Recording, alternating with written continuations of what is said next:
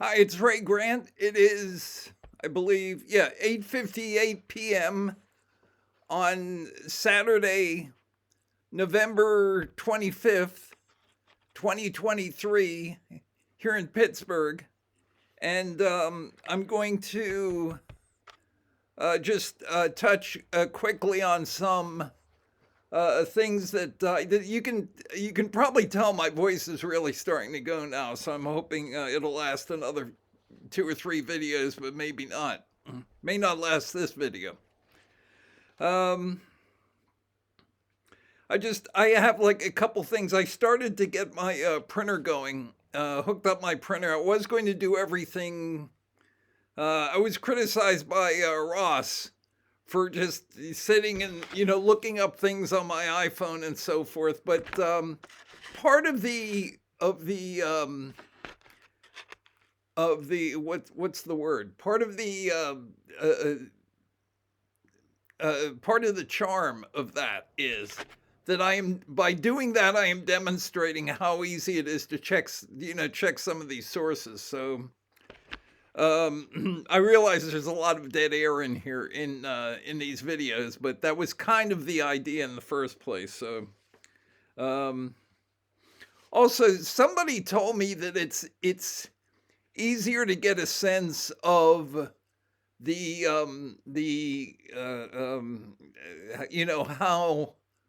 how reliable a person is if you are just listening to them as opposed to watching like some edited presentation. It's easier at least to get a sense of what the person is trying to get across and how sincere he is and so forth. So anyway, so far these videos have been more successful than anything else that I've done. So I'll just keep doing them until my voice disappears. Um, I wanted to, when I was printing stuff up, and I will, in future videos, show some more printouts. They're basically illustrations from my book. So if you just buy my book online, they're just somebody asked, and again, I had a fan of mine, um, uh, was upset because I delete comments on my on under the videos. If the comment doesn't really pertain to the subject of the video, after a while, it's like it just clutters up the presentation. And then it's basically what happened to me on Tom's board is that Jibber Jabber and his buddies were intent on turning every originating post of mine, OP, into a shitstorm. So part of the way they did that was just by like having all kinds of like comments underneath that didn't directly pertain to what I was talking about. And if you went to the thread, unless you immediately clicked on page one of the thread, you wouldn't even necessarily know what the original point of the thread was. And so on the one hand, I try to be reasonable about that. I had one of the posters asked me about the Steelers just fired their offensive coordinator, and I was asked about that. I'm happy to talk about stuff like that occasionally. Somebody mentioned, I mentioned that my favorite painting of all time is The Tempest by Giorgione, and somebody put like a very nice comment, about what a great painting it is and so forth. So I have no objection to like the occasional, off-topic post, but if it doesn't help any for whatever you want to call them, fans of mine, to show up kind of like Jared Wignall on Ned's YouTube channel, where basically he's every time Ned does like a Zodiac Monday, he files the same post, and I'm sure he's a nice person and everything, but after like 2 or 3 of those, I would probably start deleting, and you hate to upset people or to discourage people from their enthusiasm, but it kind of defeats the purpose of the video to leave that stuff up. So I hope that people will understand that. That's a roundabout way of saying that I will eventually, as soon as my voice goes down for good, down, gets flushed down the toilet basically by my neurological syndrome, spasmodic dysphonia. As soon as that happens, which I'm sure is going to happen possibly during the filming of this video, as soon as that happens, I'm going to try to put up a print version of Zodiac Killer Solved, which I got that here somewhere.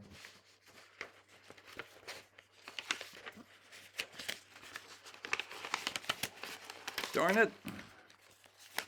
Okay. The print version of this book here. Okay, Zodiac Killer Solved, a detailed solution to the most infamous serial murder case of the 20th century. Okay, this is available online in Kindle form. A lot of people don't like Kindle, I get that. So I will, once my voice goes down, I will try to devote myself to putting a print version up. When I originally published the book, it was available both in Kindle and print.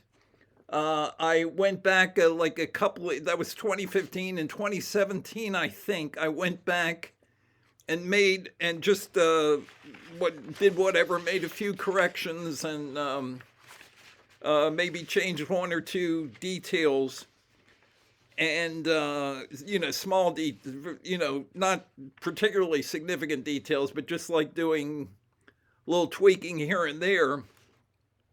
And when I tried to put the book back up, I had no trouble putting the Kindle version up. I could no longer put the print version back up for some reason.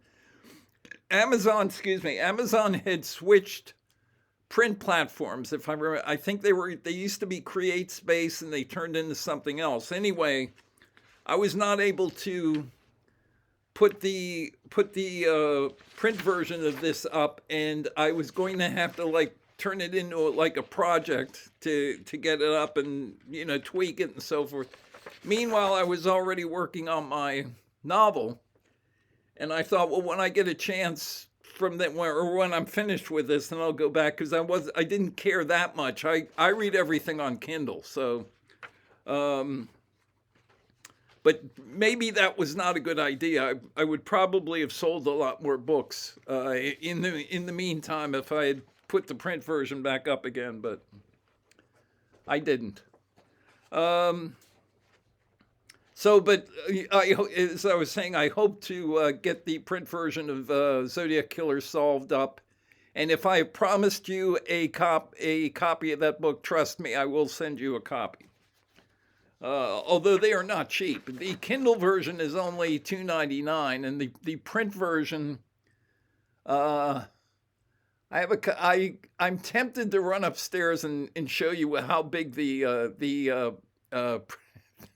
it's a very, if somebody threw the book at you and hit you in the head, you would have to go to the emergency room. It's a big, thick book. It looks like it's kind of like the size of an almanac, or even though it's a paperback, it's a big, heavy book. It's 670 pages with 125 illustrations. So I was thrilled when I let me see here. When I originally got a print copy of the book, I said, "Wow, man, Amazon's fantastic." And it's that's what the cover looks like, but it's just, they just did a great job with it, I thought. So I probably should have. But anyway, the print version is not cheap. It's at least I think it's like maybe $25, something like that, maybe $30. But that's also what books go for nowadays. If you actually have a publisher, how would I know about that? My I have a degree in writing, which is right now 51 and a half years old. It's just like the 340. And no, the 340 was just 51 years old. My writing degree is 51 and a half. And I haven't been published yet by an actual publisher, but that's in today's with the Amazon platform. Do you really need the hassle of going to a publisher and having to wait a year for your book to see print if it gets published? And could I publish a book like Zodiac Killer Solved that accuses 4 people of being of multiple murders? Would I actually be able to do that? All of that would be problematical, and it isn't if you just go ahead and publish on Amazon. So anyway, and the other thing is you aren't guaranteed any more publicity if you have an actual publishing house than if you just put your book up on Amazon necessarily. And obviously the overhead is microscopic compared to what it is with the publishing house. I mean, it's quite a it's a multi-billion dollar industry. I just saw an article in the New York Times about which I get digitally, and they were talking about all the work that the New York Times puts in to put out its 10 best books of 2023. Okay, so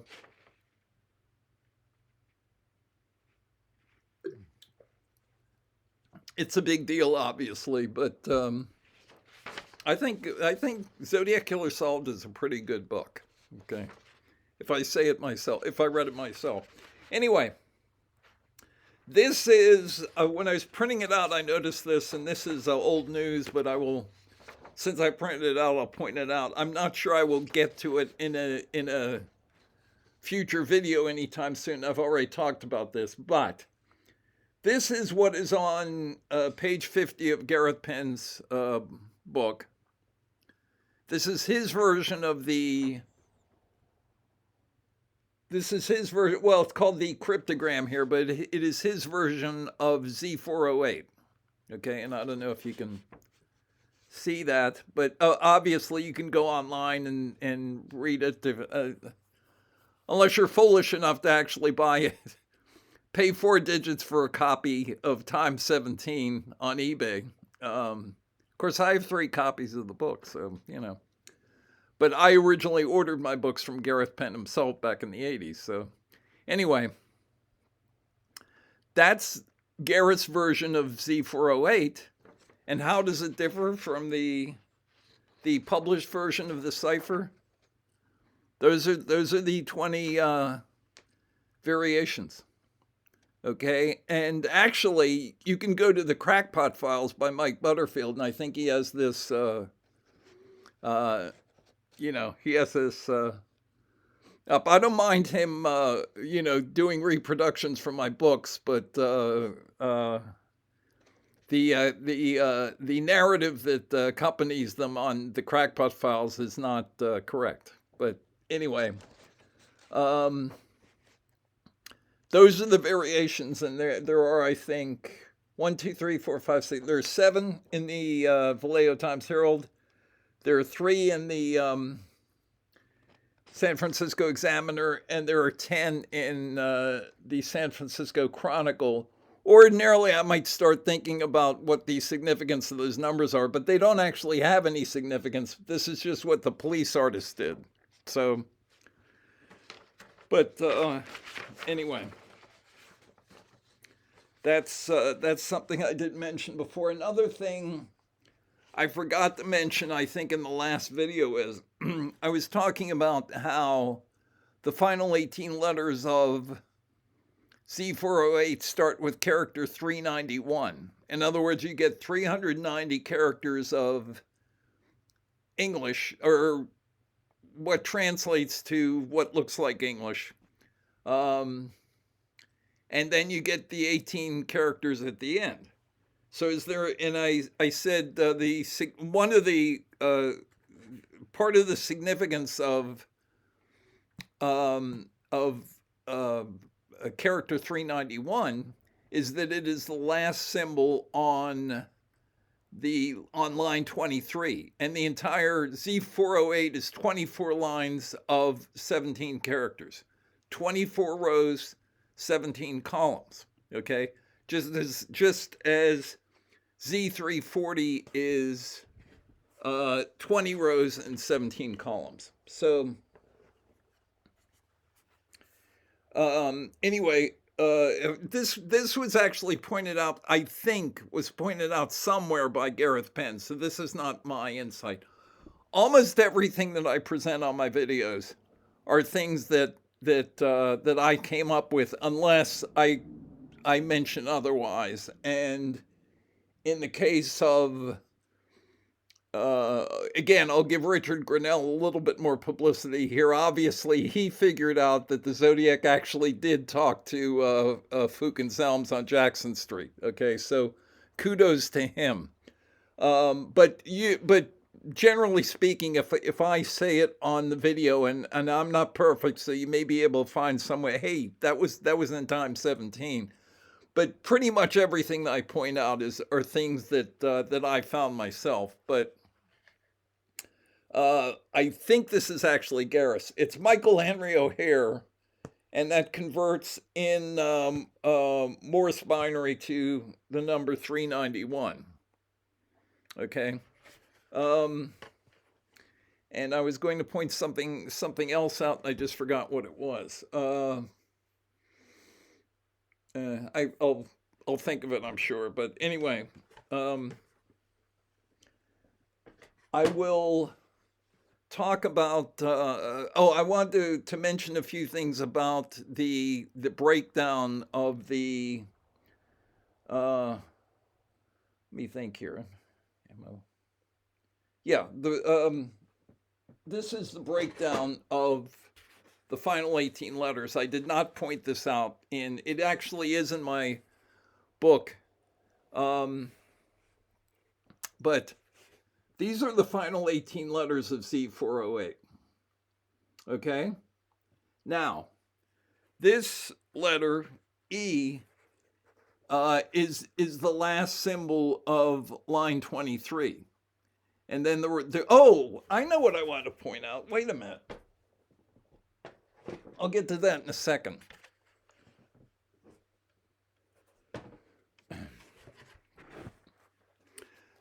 The Zodiac killer was 4 people. How do we know that?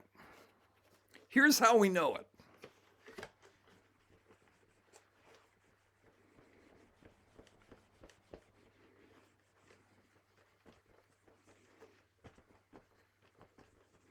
If you watch the David Fincher documentary, actually we can go to it, and I think I will do that just to make the point.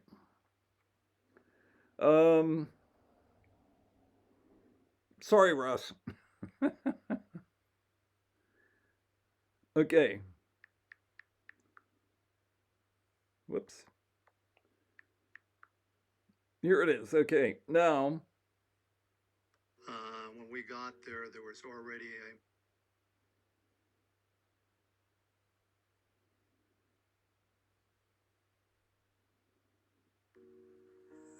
I was on patrol that night. My partner was sick. The late Russell Butterbuck. It's a good thing they got his. They interviewed him in 2007 because he died in 2008. And he asked if he could ride. He's 87 in that, man. I said, sure. I'm glad to have him. We got a call from the sergeant that a man from Benicia who fishes at Lake Berryessa. This is a great documentary, especially the Lake Herman Road part of it is fantastic. Okay, this is some major research here. There was a blue truck, and Just as we kudos to turned David on Lake Fincher. Herman You know, Road, nice we job. had a call to go to the Hells Angels pad on Warren Street. We were there about, 30, 40 minutes. When we got back in the car, we were told we had a double 187 on Lake Herman Road. During that night, we had served a search warrant at what we called the cottage at Lake Herman, which would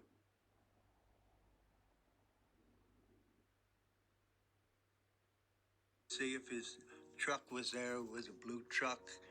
And just as we turned on Lake Herman Road, we had a call to go to the Hells Angels pad on Warren Street. We were there about, 30, 40 This is minutes. cryptographically When we significant. got back in the car, we were told we had a double 187 on Lake Herman Road. during that night we had served a search warrant. Russ Butterbach right there says that when he and Wayne Waterman left the Hells Angels pad, they were told on the police dispatch that there was a double 187 on Lake Herman Road. Okay.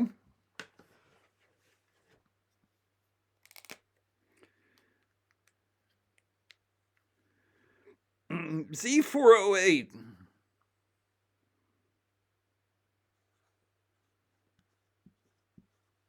is 24 rows by 7 times 17 columns. Z340 is 20 rows times 17 columns. Okay? You follow me so far? Okay. When you put those two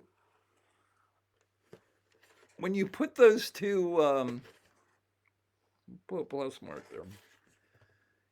You put those two configurations together, what do you have? What you have is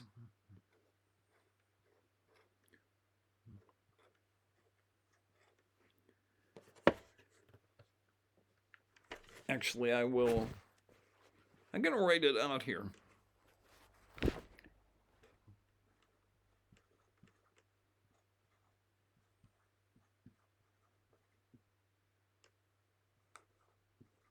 Yeah.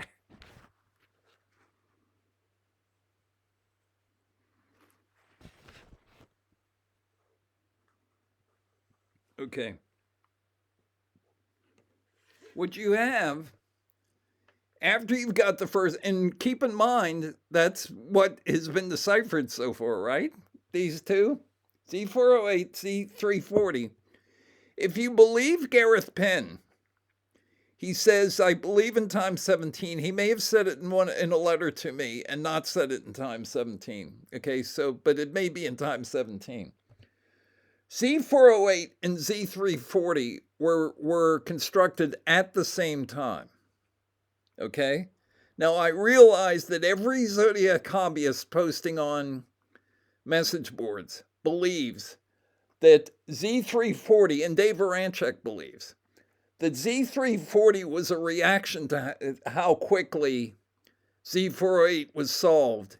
And, quote, he put in a good effort to make I'm not sure he said this, but to make a tougher cipher, and they sent a transposed cipher grid, okay, in Z340. That's all well and good, but according to Gareth Penn, those two ciphers were constructed at the same time, okay? Z340 was not a reaction to how quickly Z408 was solved. And again, as I have pointed out on numerous occasions already, the Zodiac's UPenn fully expected Z340 to be solved. And well, I'm going to do a video about Dave Aranchek specifically, and I will discuss that in detail. But they expected Z340 to be solved in relatively short order. Okay, and That's part of the reason why why the plain text says that wasn't me on the TV show.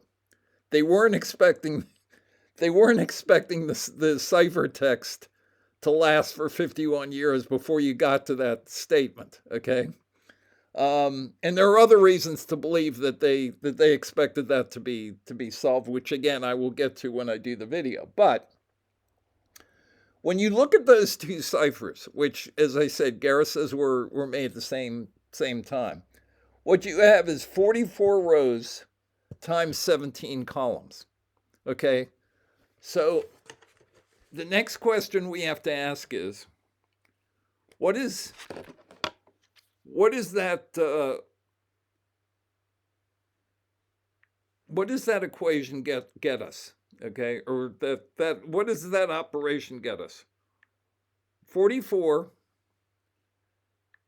and our old friend times 17 gets us 748.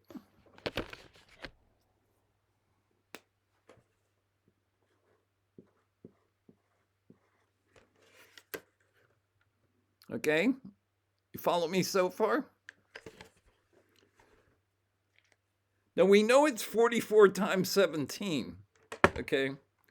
But what if we divide 748 by some other number? Let's divide it by 4, shall we? 748 divided by 4 equals 187.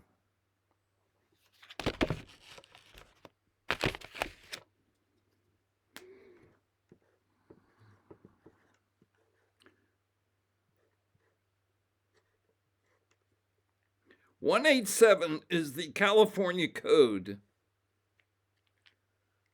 for murder. The California Criminal Code. I don't know what the official title was, but every offense that you can think of, although probably new ones have come along since they started this, every offense has a number. The number for 187, the number for murder is 187. That's why Russ Butterback says, we were told there was a double 187 on Lake Herman Road. 748 is 187 times 4. It is murder committed by 4 people. Okay? That's at least part of what you're supposed to get by the linking of those two ciphers, and those are the two critical ciphers. I realize that there are people who think that Z13 and Z32 are going to spell out the Zodiac's name. Maybe not. Okay.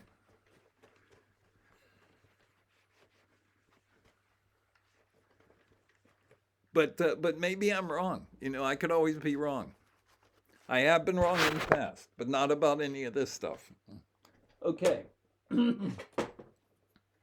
So it's 187 by 4 people. We have, this is the final 18 letters, okay? And as you recall, in our last episode, I said that the breakdown of the 18 is like this. It's a lead digit. Oops, sorry. I'll fix it. Here we go. It's a lead digit on line 23 of the cipher.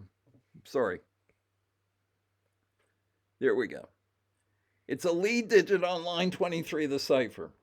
Then line 24 is this.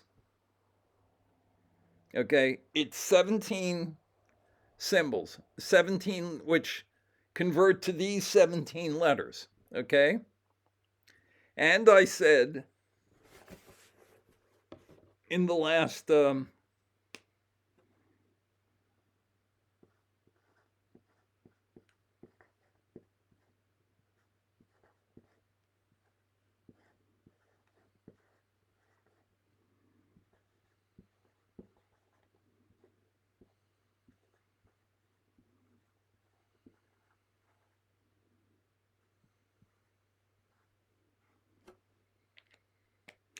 that there are two expressions following that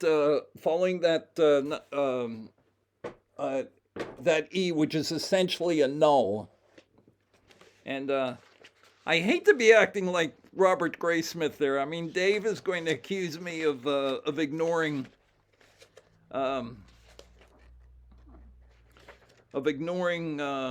stuff here, but just for convenience sake. But the E, a lead zero in a binary phrase doesn't mean anything. It doesn't change the number at all. The only thing that E does is it connects the phrase below it to line 23. Essentially, that's what it does. Okay, so it's the final 18 letters, but you can, in a sense, say it's the final 17 characters, which are led into by a null at the end of line 23. Just as in the solution to Z340, we see significant statements made at the end of line 10 or row 10, life is, and at the end of row 20, death. Okay, it's a significant statement, although it doesn't say anything in this case, but it connects everything to what's in the next line. I showed you the terminus triangle in the last video, and I hope you realize that the triangle that I drew was not drawn to scale, because I'm a lousy artist. And as see, if only Mike Butterfield and I had gotten together years ago, and he hadn't taken this like really nasty attitude toward me before he even knew who I was, he could be helping me with this stuff. But this is what the terminus triangle actually looks like on the map. It's the it's the Earth Sciences Building, the MIT Tower, which is in Cambridge, Massachusetts. Here, well, I will. Before I even do that, I'm gonna show you what the original.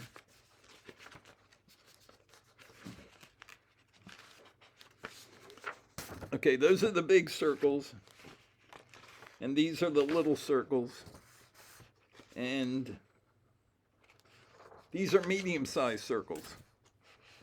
So what's this? Oh, those are really big circles. Okay, is that it? Okay. This is what, I will show you the triangle again, but this is what it looks like on the USGS.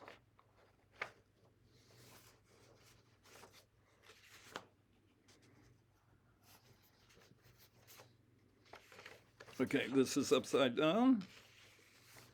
And this is, okay. All right, this is basically progressive magnification, if you want to look at it that way. These are small circles covering the same. I don't know that you can even see that, but this is the MIT Tower. This is BM12 down here, this circle, and this circle here is the Liberty Mutual building.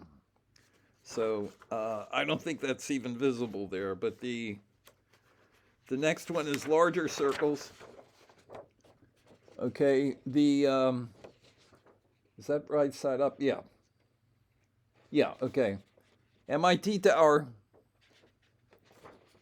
BM12 in Chinatown, and the Liberty Mutual building in downtown Boston, which is this circle right here.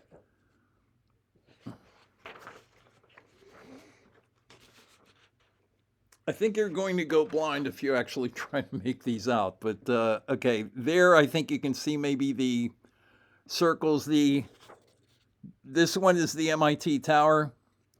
Sorry, this one is BM12 in Chinatown, and this one here is the Liberty Mutual building. That's what they look like on the map.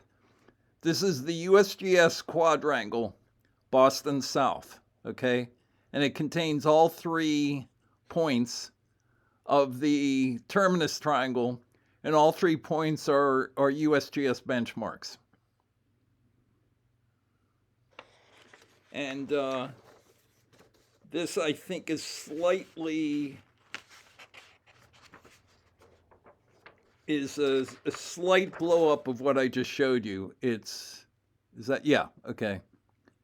As you can see, on the other side of the Charles River up here in Cambridge, that's the MIT Tower.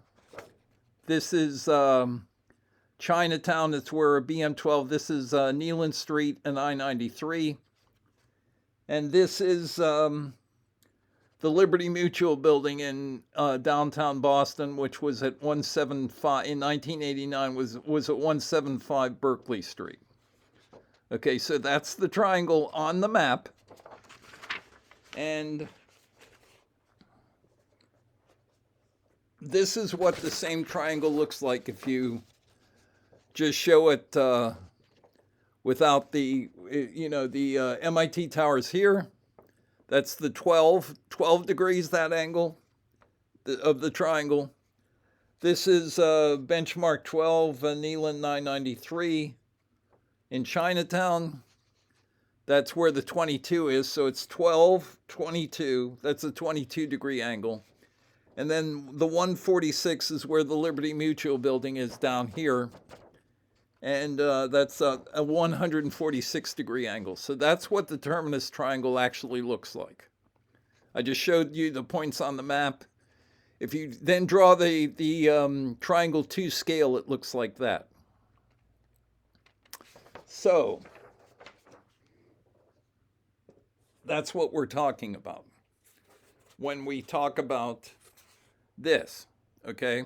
So I showed you the breakdown yesterday of the 2 statements in the final 18 letters, which is, again, this is a null. It's the first letter, first character on line 23. Now all of this is line 24. Beoriet is death, room 929 in the MIT Tower, as I just showed you. This EMETHHPITI is Andi Seeger times 2. Seeger, Alan Seeger, who wrote I Have a Rendezvous with Death. Andi is the beginning of line 23 of I Have a Rendezvous with Death. Seeger times 2. Alan Seeger was born on 73rd Street, New York City. Just as I was born on 29th, I was born on West 29th Street. Seeger was born on 73rd Street in Manhattan, also in Manhattan. So 73rd Street, Seeger times 2 is 146, 73 times 2, okay? And what I'm trying to illustrate here for you here is that what you have in sequence, yeah. And before I even show this to you, let me point something out. I enjoy doing crosswords, but I'm not a crosswordaholic by any means. If you do I get the New York Times every day, digitally. If you do and what's nice is if you want to do the crossword, you can do it on your keyboard, If you do although what's ridiculous about the Pittsburgh Post-Gazette, which I also subscribe to, also carries the New York Times crossword. So why I'm subscribing to the New York Times, I haven't figured out yet, or vice versa. Why I'm doing both, who knows? But anyway, I rarely do the crossword. But as many people know, the crossword becomes progressively difficult during the week. In other words, if you do the Monday crossword, and you're a reasonably bright person, and you take the subway to work in the whatever, let's say 10 or 15 minutes it takes you to do your subway ride, if it's that short, you can do the entire crossword with a pen without taking very much time. Okay, so the Monday crossword is the easiest crossword. Tuesday crossword is almost as easy as Monday. Maybe you kind of like hesitate to, you have when you're not. The Tuesday crossword is just a little bit harder. By the Wednesday crossword, you may have like one or two blank spaces on the crossword. Um, then the Thursday's harder, the Friday's harder, the Saturday's harder. A lot of people think that the Sunday crossword is the hardest of the puzzles per week, but the Sunday crossword is actually about as hard, supposedly, as the Thursday puzzle. It seems harder because it's a bigger puzzle. But the hardest of the crosswords is of the New York Times crosswords each week is the Saturday puzzle. So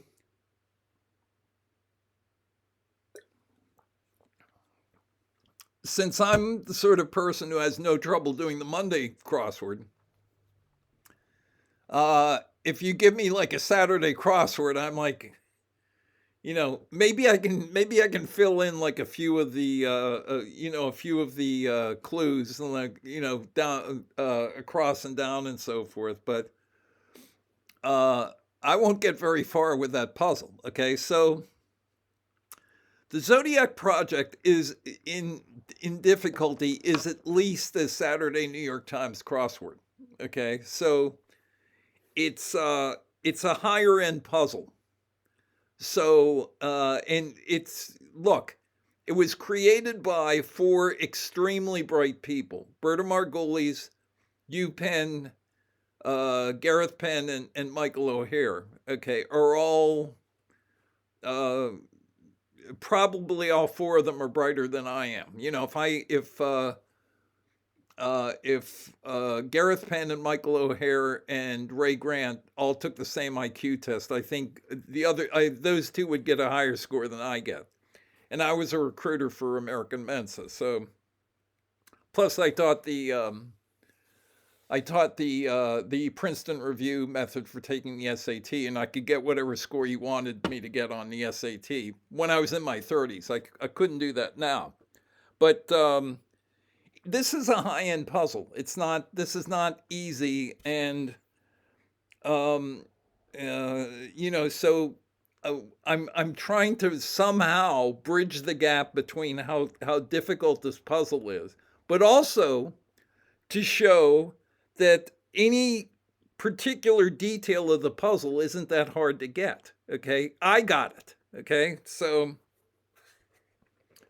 and so when regardless of what some jerk on Ned's YouTube channel comments section might think, it's when I do my videos, I'm doing the opposite of trying to show how smart I am. Okay, what I'm trying to do is explain a puzzle just as somebody might explain like a Saturday New York crossword puzzle to me. I don't do the crosswords. There are people. When I was in Mensa, the wife of the guy who was the local locsec, we called them locsec's. Each chapter has a local secretary who is referred to as the locsec. So Western PA Mensa had a locsec, and his wife was a fan, was like a world class Scrabble player. And when she and I used to play Scrabble, and I'm very verbally sophisticated, but I think every time she played me, she set like a new scoring record on, I'm not a great, I'm sorry. I had a hard Scrabble childhood because there were a lot of really good Scrabble players, when I was a little kid around, so it was hard. But anyway, sometimes it's just a matter of how familiar you are with the particular test or how familiar you are with a particular puzzle. And some people are good, and but like I said, I'm trying to bridge the gap. I've been doing this for 38 years now, since 1985. So maybe I can make some headway by showing you what was actually going on with the Zodiac project. And I know that people like the jerk over on what's his name, Jay, over on Ned's channel, are going to dismiss me out of hand. Okay, well, it's still my duty to at least attempt to get the stuff across, and maybe I can, and then you can be as smart as I am, and I won't have anything to brag about anymore if people actually understand it. But again, or I haven't said this yet actually. The breakdown of this is the MIT tower. This is BM13. It was where the blast was going to take place. Death in room 929 on Friday, August the 11th, 1989. And this is the Liberty Mutual building where Michael O'Hare was going to shoot people with a 223 rifle. And this is the breakdown. The breakdown of this is 7 letters. It leads off with a null here.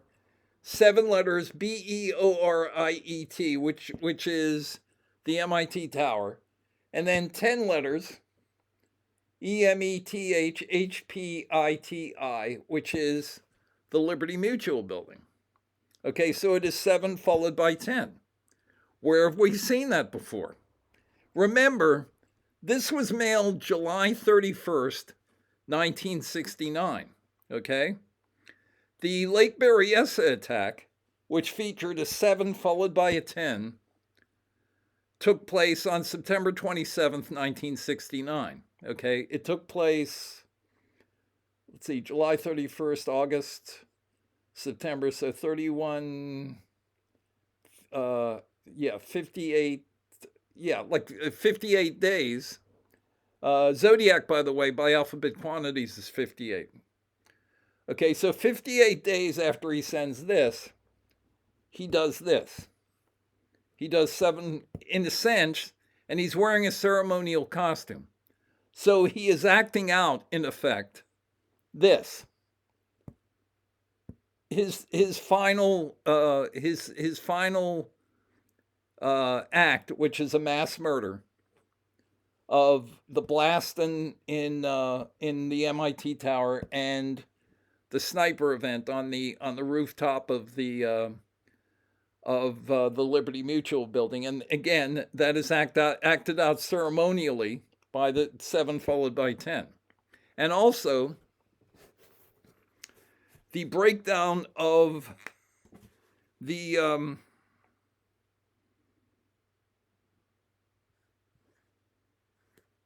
EADEAT.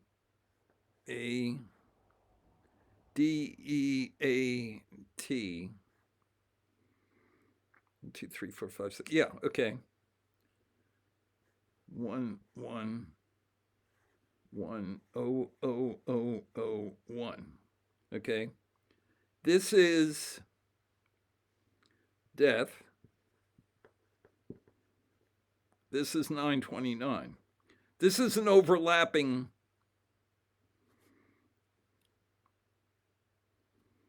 This is an overlapping expression.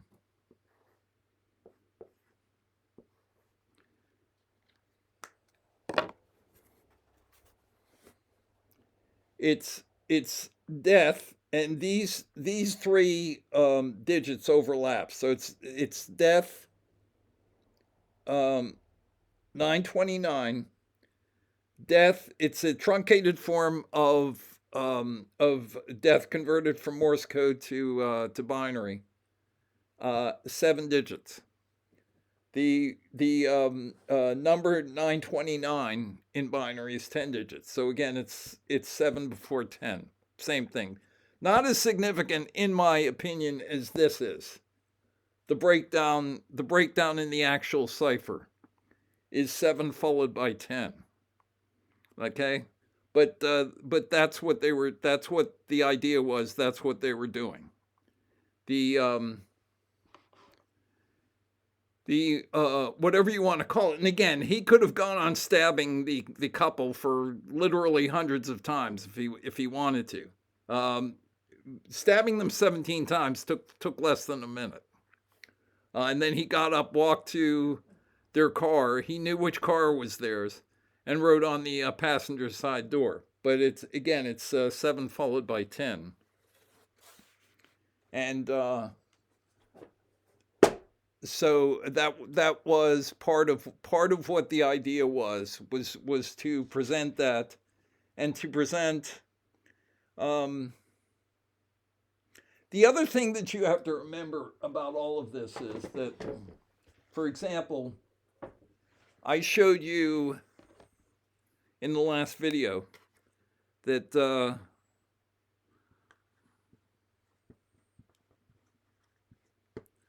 that Michael O'Hare's final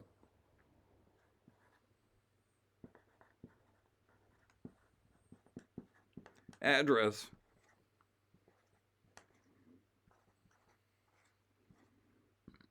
was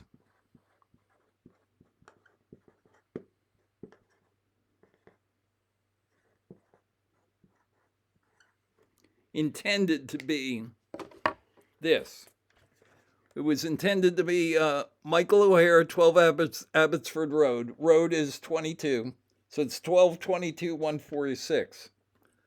The last thing that you see in his address is the 146. The last place he was going to be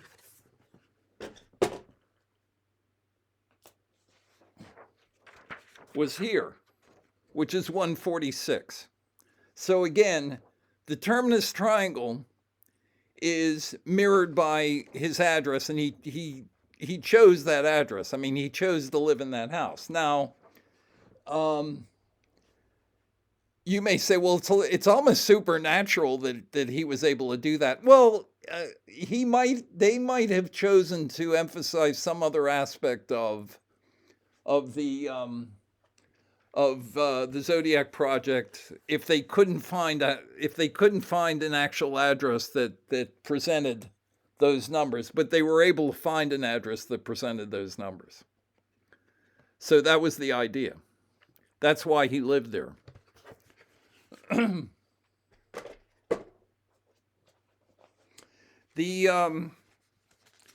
going to show you. I'm going to talk about the. Unless I remember something that I forgot, I'm going to show you what the idea was with these are all printouts. By the way, everything that I'm saying right now is in this book, so you can go on Amazon now and order your copy. Unfortunately, like I said, you can't get a physical copy, but you can get the Kindle version of this, and you won't have to watch any of my videos. Let's say your name is Ross Garacci, and you say to yourself, "Do I really want to watch Ray Grant like looking at his iPhone on a video for 3 hours?" Well, there's a way out of that, which is just to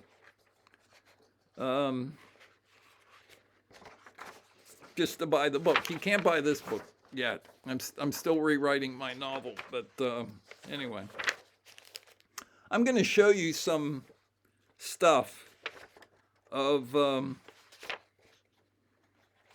3 points of the triangle. This is the first page of Michael O'Hare's maiden journal article. I talked about it in an earlier video about the progressive architecture article that he put in. That he wrote an article for Progressive Architecture, which was a mainstream publication that featured articles on architecture, And this was an article that Michael O'Hare wrote and was published in the March 1967 Progressive Architecture edition, which I have upstairs. But at any rate, this is what the front of the first page of his article looks like. It says "Wind whistles through MIT Tower," and I will discuss that. I will discuss this article probably in my next video. But just showing you, this is one of the three points of the terminus triangle. This is that's BM13. It's where the 12 degrees was. Okay, so that's one of the places. Room 929 would be in here somewhere. If you set off a fertilizer, an Oklahoma City style fertilizer bomb in there, I don't know if it would knock the building down or if it knock the building in half or anything like that, but I can assure you that wind would then whistle through the MIT tower. So in a sense, by writing this article in March 1967, he was predicting the future. He was telling you what was going to happen in August of 1989. This is, and there's no way you're going to be able to see this, I don't think, but this is benchmark 12. This is the entrance to I-93. I doubt seriously that you can see that, but actually you can almost see it there. I would have taken that photograph, I guess, in June of 1989. That's the entrance to I-93 at Neeland Road. And as you can see, there's like a postage stamp sized lot of grass. And that's where Joan Webster was originally buried. No, after the Terminus Event was prevented, the Zodiacs dug her body up and dumped it in Hamilton, Massachusetts. And without going into a tremendous amount of detail, what do we know about Joan Webster's body being found in Hamilton in April of 1990? Well, we know that the body wasn't there for 8 years. She disappeared in November of 1981. Her body was found in a trash bag, and her head had been decapitated. So her head was found in a different bag, but basically on a construction site. First of all, there was work being done on, I think, power lines in the area. So there's no way the body could have been there for 8 years. The body was discovered by a woman who was walking her dog. Okay, so again, that tells you that the body wasn't just like lying there in a trash bag for whatever that would have been 8.5 years, because the dogs would have found it sooner than that. So essentially what happened was, when the Terminus Event was prevented, the body was no longer of use to them. So the Zodiacs had dug it up and then just dumped it in Hamilton. The point to be made was, we could not construct the triangle we wanted to construct. I think it was November of 1989, I was taking a shower upstairs in this very house. And I thought I hadn't had any particular thoughts since August about it, but it suddenly dawned on me. I thought, if they were stopped from doing the Terminus Event, what's their next move? And I thought, well, their next move might be just to dig up Joan Webster's body, and that's what they did. Okay, so the body was dug up and it was dumped in Hamilton, and I'm assuming that if they had any forensic anthropologists, they could have, like on Bones, the TV show, that they could have done a post-mortem on the body, or whatever they call that, and realized that the body had been buried elsewhere, for about a decade, a little less than a decade, and then dug up and dumped. And I'm sure that was a major mystery to people. Anyway, if you read Time 17, you will note that Gareth Penn says that benchmark 9 in downtown Boston was at the Greyhound bus station, which you might be able to see there. If you see where it says bus, okay, you will note that white building in the background says, let me see here. It says Liberty Mutual. When I took this picture in June of 1989, I wasn't paying attention to the Liberty Mutual building. I was paying attention to the Greyhound bus station because Gareth had mentioned that BM9 was there. And you can go to Time 17 on Dave Aranchek's website and click on that, and you will see him continually refer to BM9 as being situated at the Greyhound bus terminal. Not only is that not true, but there's no way that you could make that mistake without intending to make it, because the way that USGS benchmarks were located, at least I don't know how they're doing them online these days, but prior to the internet, the way that USGS benchmarks were located and data was sent to people was you called USGS or wrote to them or what have you and said, I need the benchmark data for USGS benchmark 9 in downtown Boston, and it's located at 10 St. James Place, which was where the bus terminal was. And when I should have printed out the data. I forgot to do it. Maybe I'll do it in a future video. But when I got home from Boston, having spent time at the bus terminal looking for the benchmark, and I couldn't find it anywhere, and I talked to officials in the bus terminal, and they said, yeah, we think that's around here somewhere, but we don't know where it is exactly. So I thought, well, I must have missed it, but I was kind of ticked off that I hadn't located the disk. And when I got home a few days later, I got a data sheet from USGS, and it said that the BM9 was located in the Liberty Mutual building. Well, as you can see from this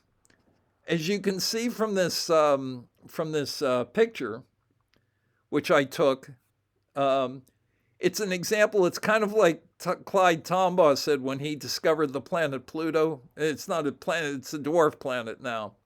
It's been demoted. But in 1930, he said that a discovery is made when you realize what you have on the photographic plates, not necessarily when the picture was taken. So I didn't realize what I was photographing.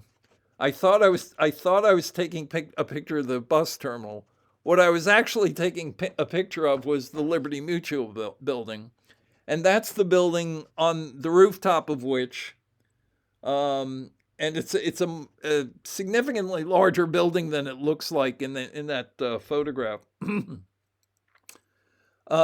It's more like a complex than just like one building. But anyway, in other words, Michael O'Hare was going to die up here somewhere, and the rooftop itself is multi-leveled. So I mean,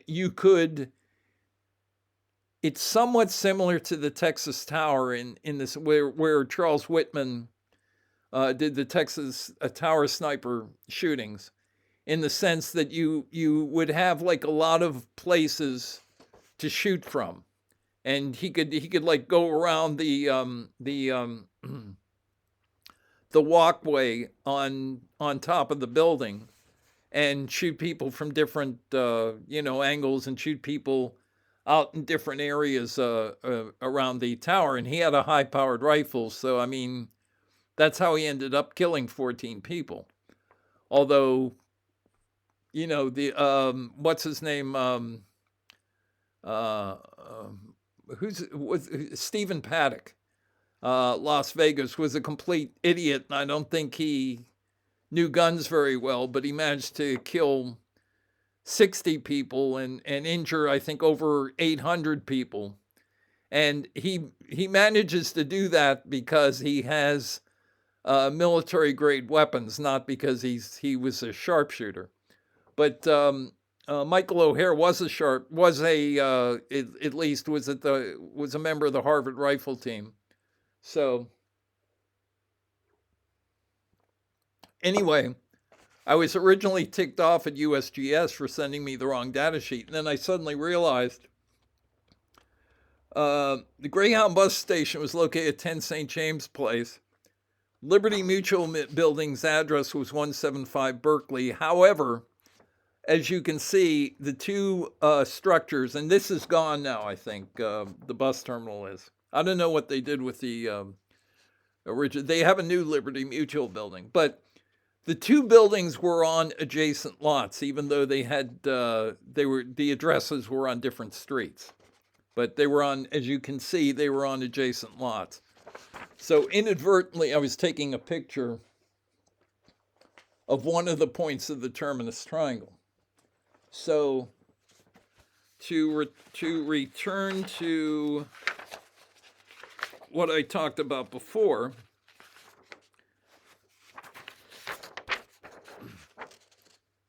this is what, and the Liberty Mutual building was right there. So in the triangle, and wouldn't you rather be investigating and researching an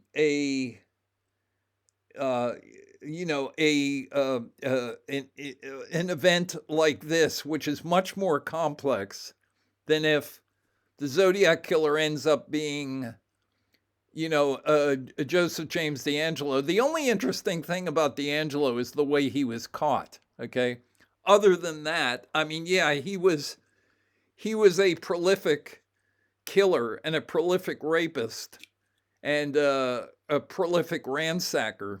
Okay, other than that, he's not a very interesting person, and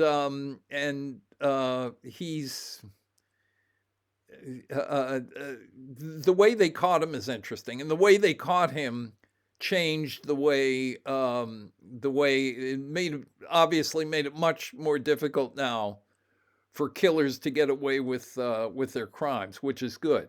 Okay, but same thing with Ted Bundy, same thing with Dennis Rader, and so forth. Well, Bundy, I guess, is fairly interesting psychologically, but the point I'm trying to make here is that, the one of the reasons people are fascinated by the Zodiac killer case is that it seems to be more complex than any, and it is more complex, as it turns out. It was, in fact, much, much, much more complex than your average, garden variety serial killer case. And isn't that more interesting than if it, like I said, than if the Zodiac killer turns out to be some sad little man? Okay, my guess is that all of these people devoted all this time to following the case, and and in some cases obviously researching the case, spending time researching the case. What do you do next after that? I mean, okay, this guy turned out to be some sad little man. If it's like a Dennis Rader, or who else is a good example? I mean, or Peter Sutcliffe, or, I mean, yes, I mean, there are interesting aspects to those cases. The way Rader was caught is interesting, but in the end, it's just kind of a sad story. And the Zodiac killer cases is also very sad, because real people died, and they shouldn't have died. And they shouldn't have died for the reason that they were killed, to be part of an art project. Okay, that's horrifying. Actually, in many ways, it is more horrifying than the Green River killer murders. Okay, which were just some like base level. Gary Ridgway had these very basic urges, and that's how he satisfied them. Not a very bright guy, but he was a prolific serial killer. And but I mean, I guess what I'm trying to get at here is, isn't this more interesting than if the Zodiac killer was just a sad little man? I mean, aren't you curious about the possibility that for example, that everything that they did was planned ahead of time, and the entire thing was orchestrated? And I guess my attitude is that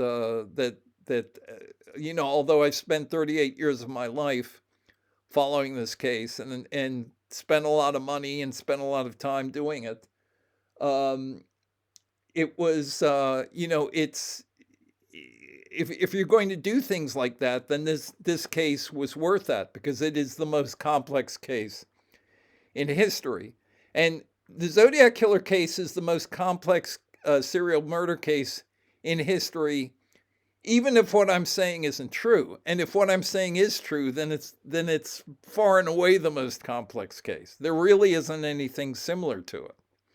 So I think what I will talk about next is, and let me see what I have here. I have, oh, okay, just a little bit over an hour.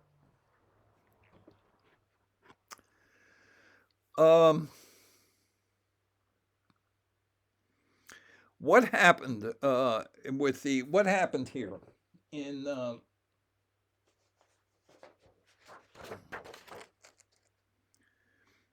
how did this happen? I'm not going to go into detail about the main key to this construct, whatever you want to call it, is the location of Joan Webster's body.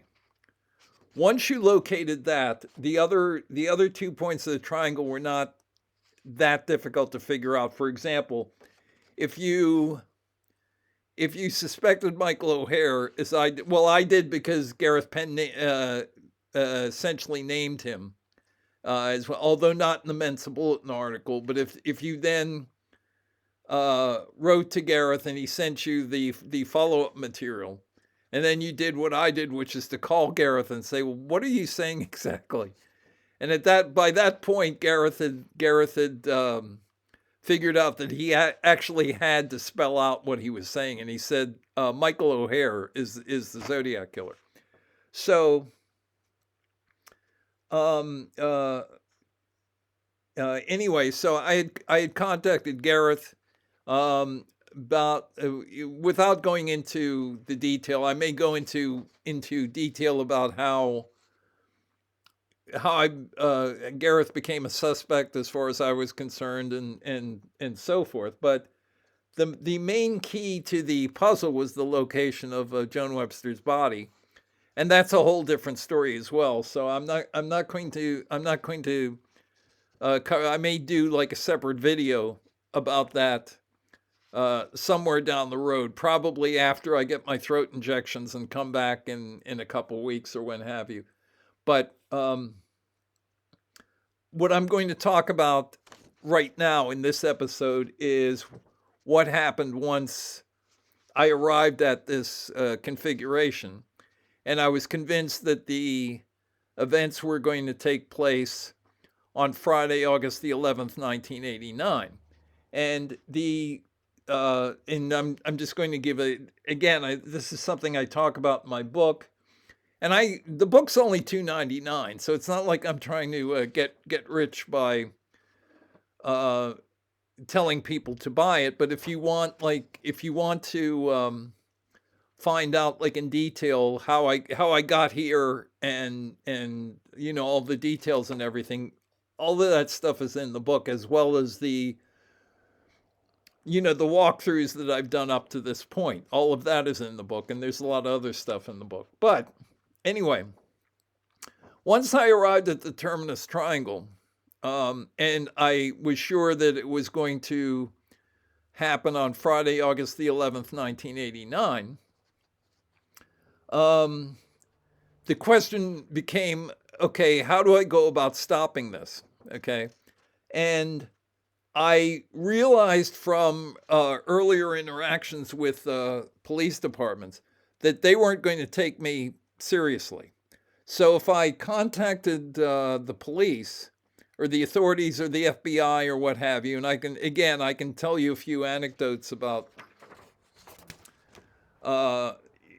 some of the run-ins, not run-ins exactly, but some of the things that people said to me, when I was trying to make some headway in Boston in June of 1989, for example. I had an FBI agent tell me, he said, well, you really don't need to contact anyone about this, because you've already told enough people that if what you're saying is true and this, catastrophe happens on Friday, August 11, 1989, everyone will realize that you were right. This is an FBI agent telling me this.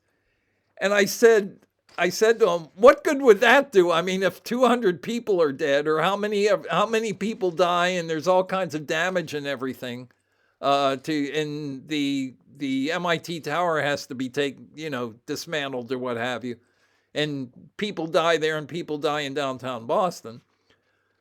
What consolation will having been right give me? It won't. I have to try and stop the event from happening. So at some point I realized that the only way that I could do that, the only hope that I had of doing that, was to contact MIT and contact Liberty Mutual and tell them what I thought. And then if they ignored me, I could at least, and the event happened, I could at least tell myself, well, you did everything you possibly could. So whenever it was I intended to send them a presentation earlier than I actually did. Let me, I'm going to take a quick, all right, 1989 calendar. Oh, here it is. Okay. Well, that wasn't too bad. Okay, on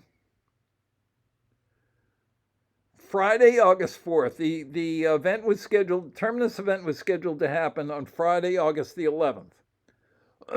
On Friday, August the 4th, I believe it was on Friday, August the 4th, may have been Saturday, August the 5th, I sent a presentation to the board of Liberty Mutual Insurance Company at 175 Berkeley Street.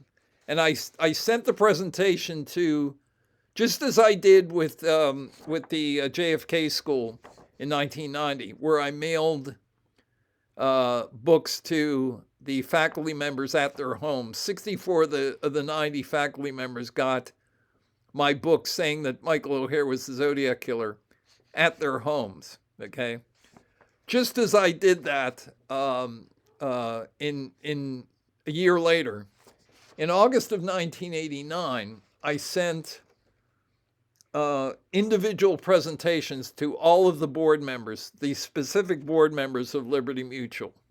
Okay, I sent presentations to the provost and the president of the college, and several other people at MIT. And I remember calling MIT before I did my mailing and I was talking to a guy there, and I said, I need to send my present. I have a presentation that I'm going to send to the school, and I need to send it to very bright people. I said, can you suggest anybody on campus who's like really bright? And there was like this pause on the other end, and the voice said, well, Doc Edgerton, I guess. And I said, Doc Edgerton? I said, is he really bright? And the voice said, well, I think he's bright. He invented the strobe light. So anyway, like I said, I did a presentation. I sent copies of it. It's, if you can imagine something like this, like a little sheaf of paper stapled, and what I believed and why I believed it and so forth, to MIT and to the Liberty Mutual building.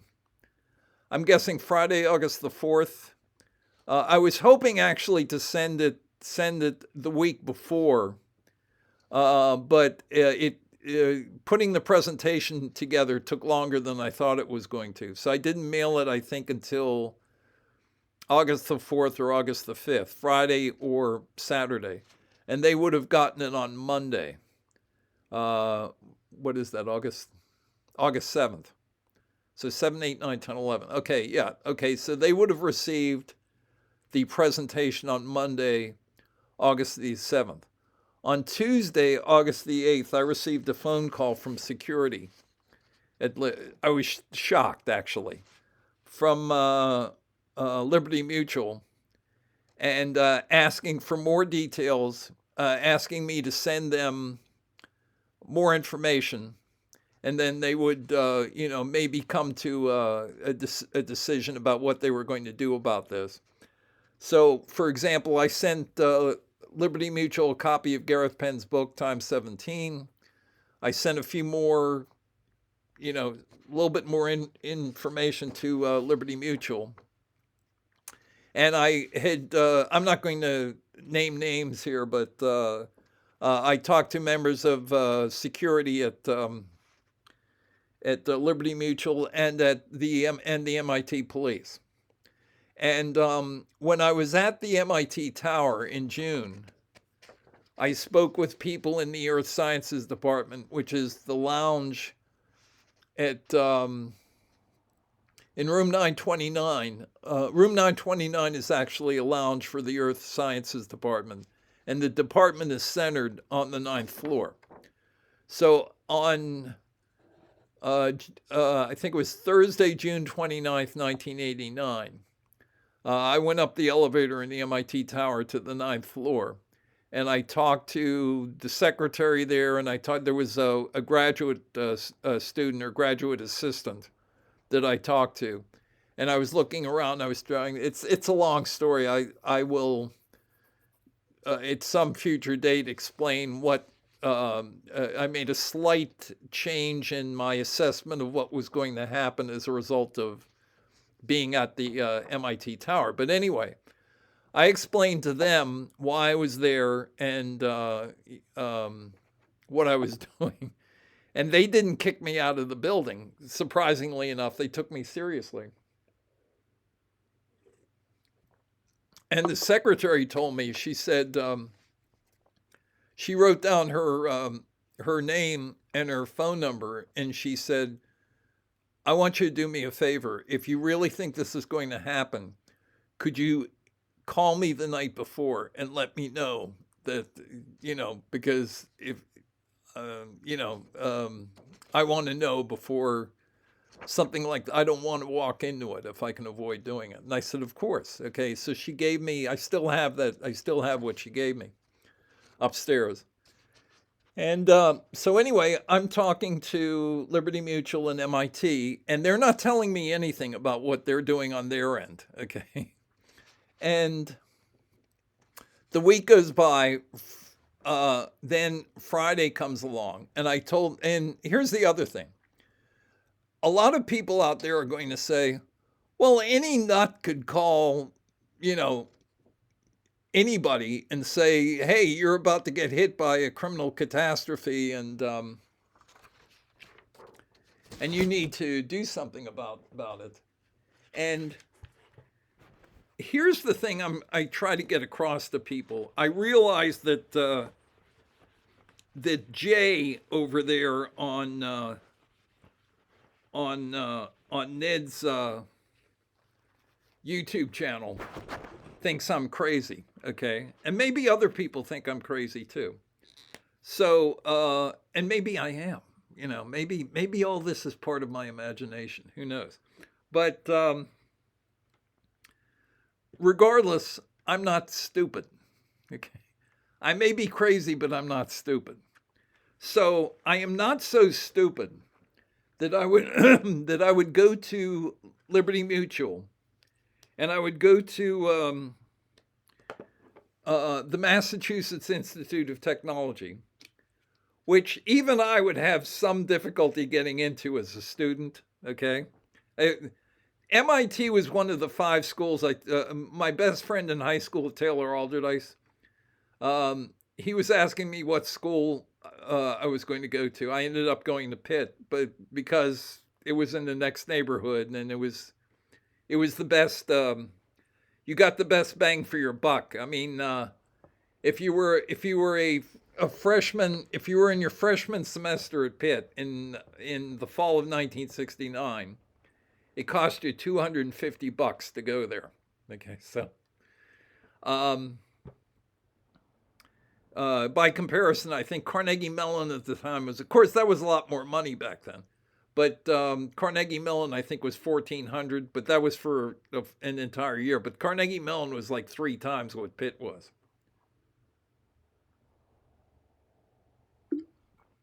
Anyway, my friend asked me what school I wanted to go to, and I said there are only 5 schools in the United States, other than schools, let's say like Pacific Union College, which is for Seventh-day Adventists. I mean, other than schools that are aimed at a particular segment of the population. I said there are only 5 schools that wouldn't have me, and those schools are Harvard, Yale, Princeton, Caltech, and MIT. Okay, so on Friday, June 29th, 1989, I at least walked into the MIT tower. So I at the very least, I was able to trespass on the campus that day. But here's the idea. If you're going to tell people that something bad is going to happen, okay, it would be very easy for you to be classified as a nut. So okay, I know what I want right here.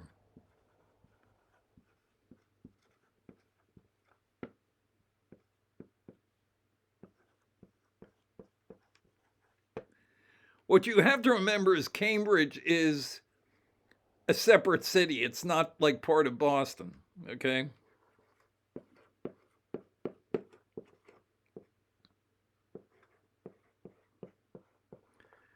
When I did my presentation to,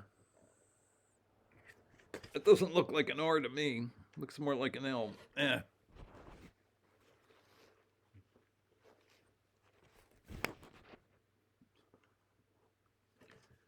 Does that look better? A little bit. Anyway, when, okay. So in other words, you're dealing with 2 police agencies here. You're dealing with the Cambridge police and you're dealing with the Boston police. When I did my original presentation to MIT and Liberty Mutual, I told them that they were welcome to consider me a complete nut, okay? That what I was telling them was absolutely crazy, okay? In other words, I anticipated Jay over on Ned's channel, okay? They might think I'm crazy. Jay thinks I'm crazy,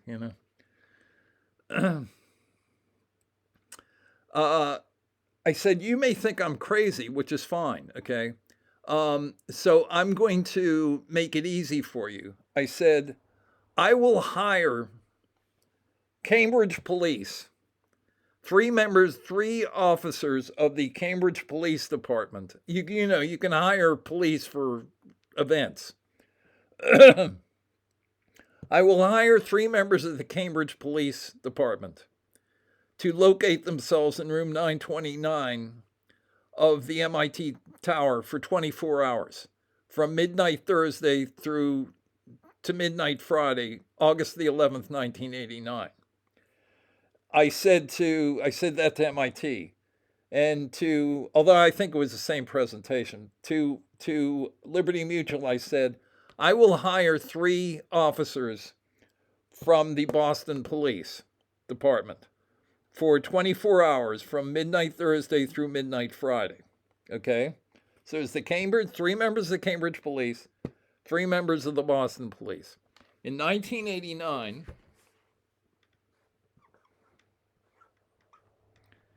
as I recall, now I could be wrong about this, but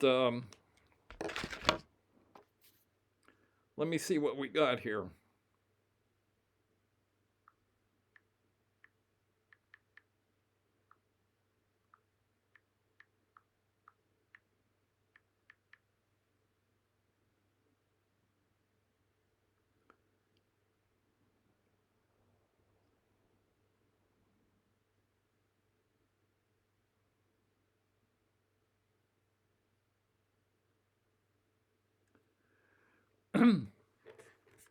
hiring 3 Cambridge police for 24 hours and hiring 3 Boston police for 24 hours would have cost me roughly $5,000.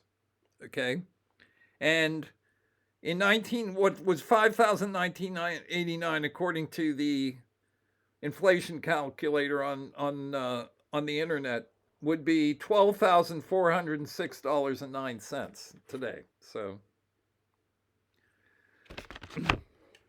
in other words, I believed what I was saying, okay, and I was willing to pay. And essentially what I said to MIT and to Liberty Mutual was, if you don't believe me, fine.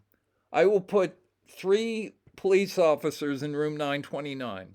I will put 3 police officers on the rooftop of the Liberty Mutual building. If I happen to be wrong, no harm will have been done. You know, there'll be three cops like in a specific area of your buildings. And when the 24 hours is up, they'll go, and it won't cost you a dime. And they won't be in anybody's way either, presumably. Okay.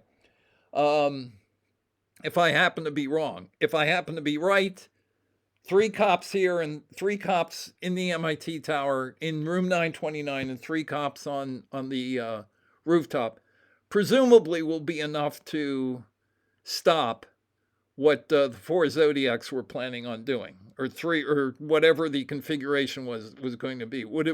I don't even know to this day. Was it going to be Michael O'Hare, Gareth Penn, and you Penn? Was it just going to be Michael? I don't know.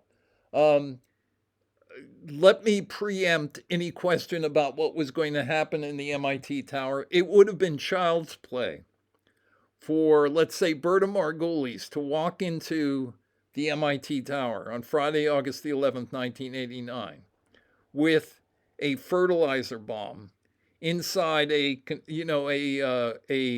construction crate.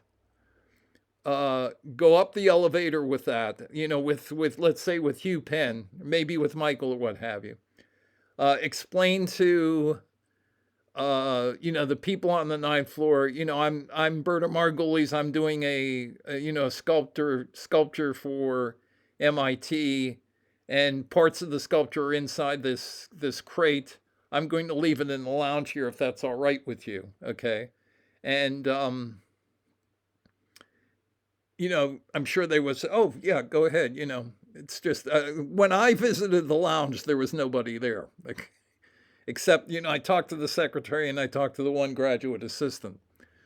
So it would certainly not have been difficult to plant that bomb at all. Okay. And Here's the other thing. If let's say that you're the head of a rock group like Aerosmith, okay, and you're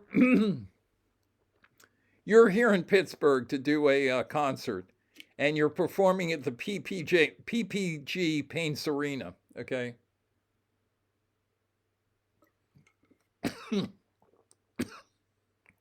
Oh, that just went.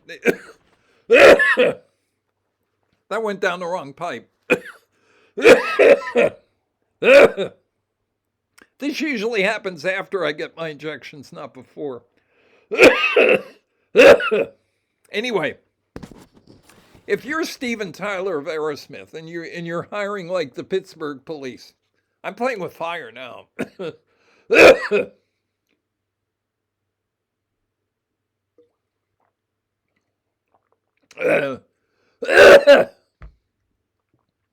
If you're Steven Tyler of Aerosmith and you hire, let's say, the Pittsburgh police, and you're doing a show at PPG PPG Plates Arena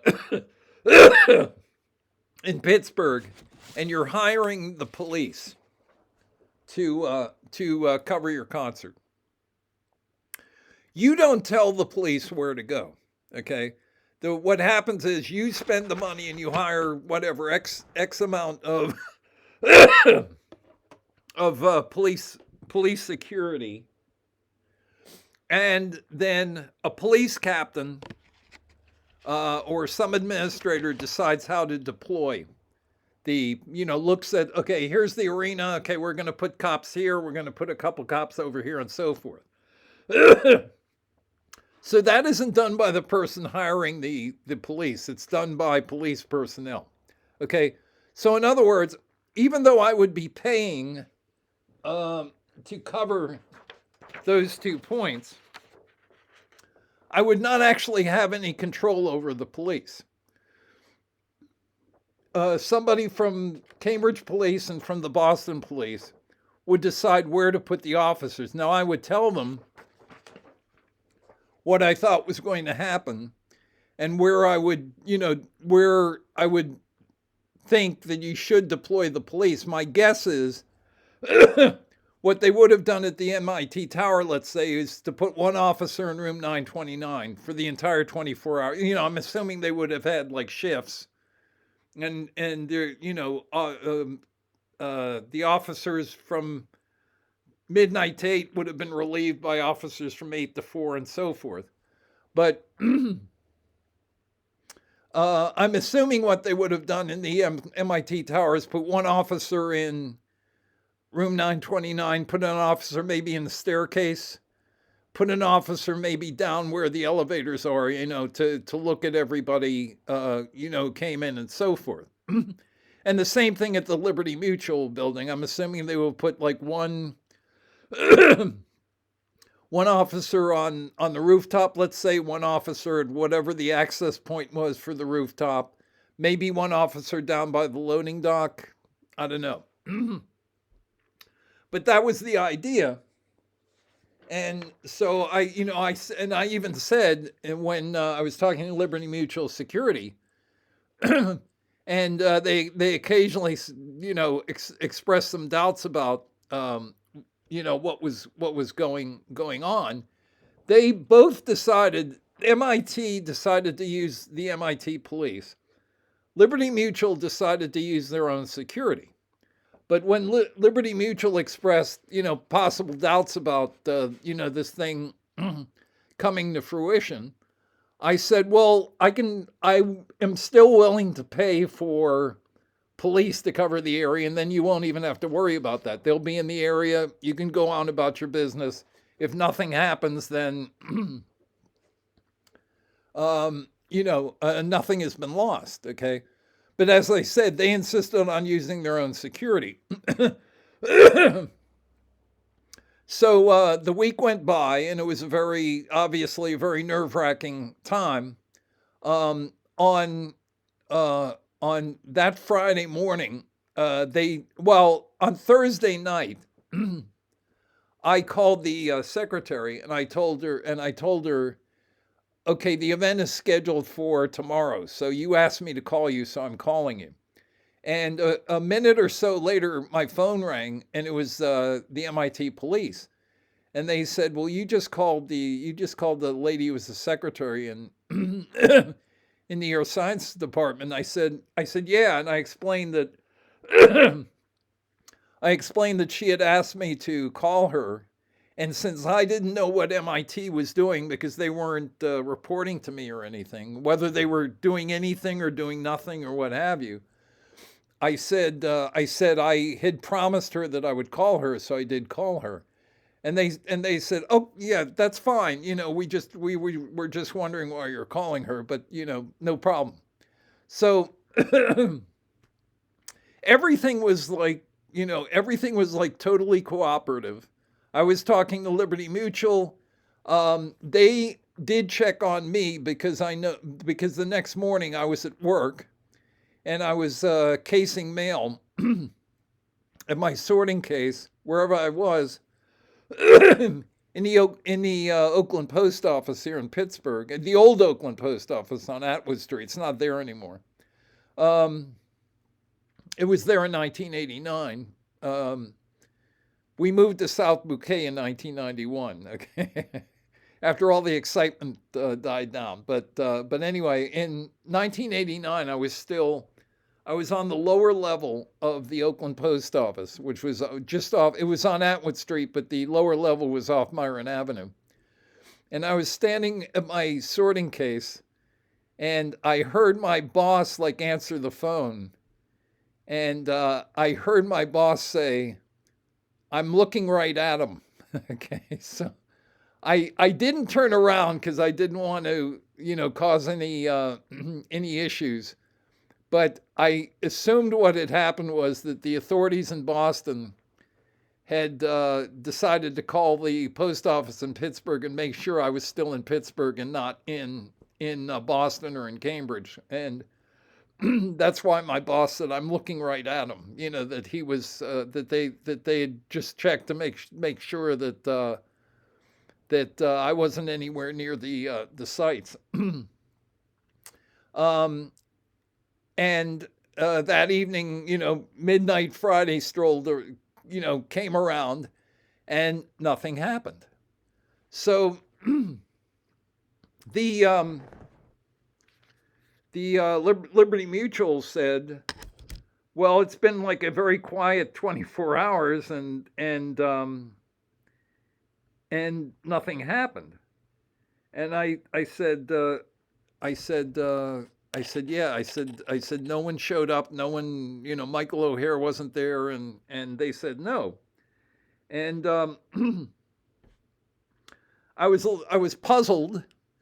And so I was, it was another example of, I think I mentioned the Great Disappointment earlier. That was from the October 22nd. Let me see if I can find. Okay. Um,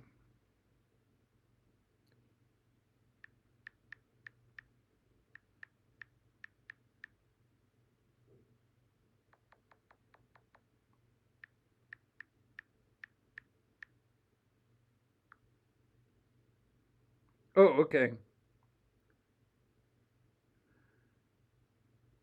Oh, all right. I had to check and see what the title of Michael O'Hare's PhD dissertation was. The Zodiacs received a warning, okay, which I didn't realize until I thought about it later on.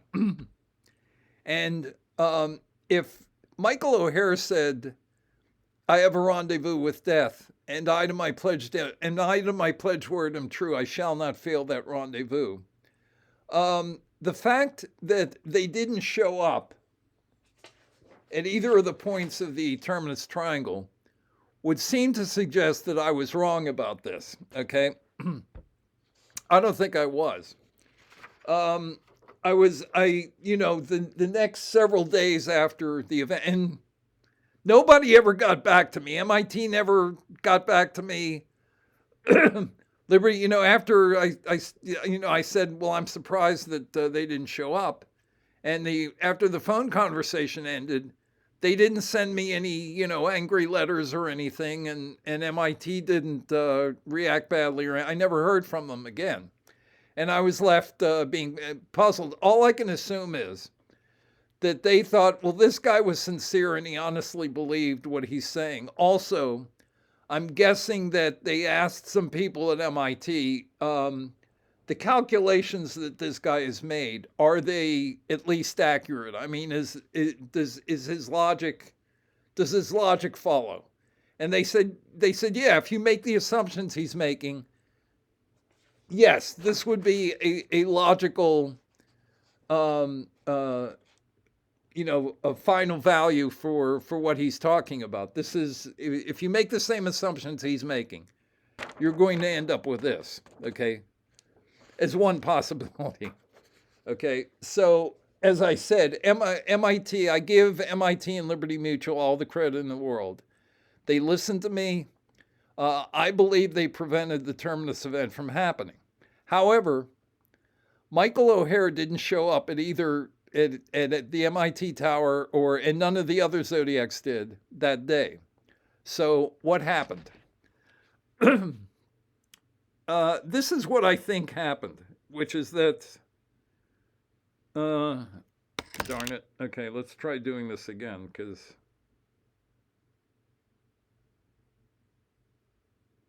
okay.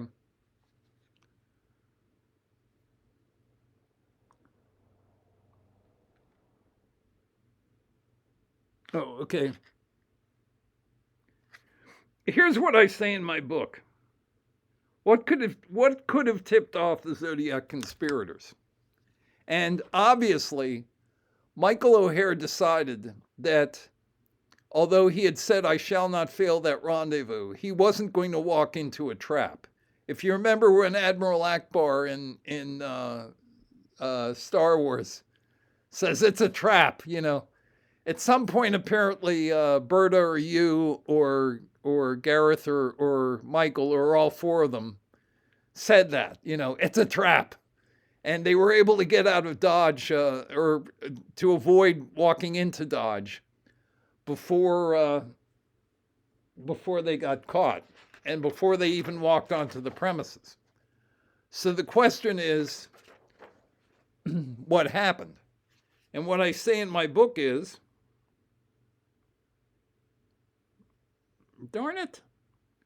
All right, it keeps going back to the wrong page, so let's see if I can, okay.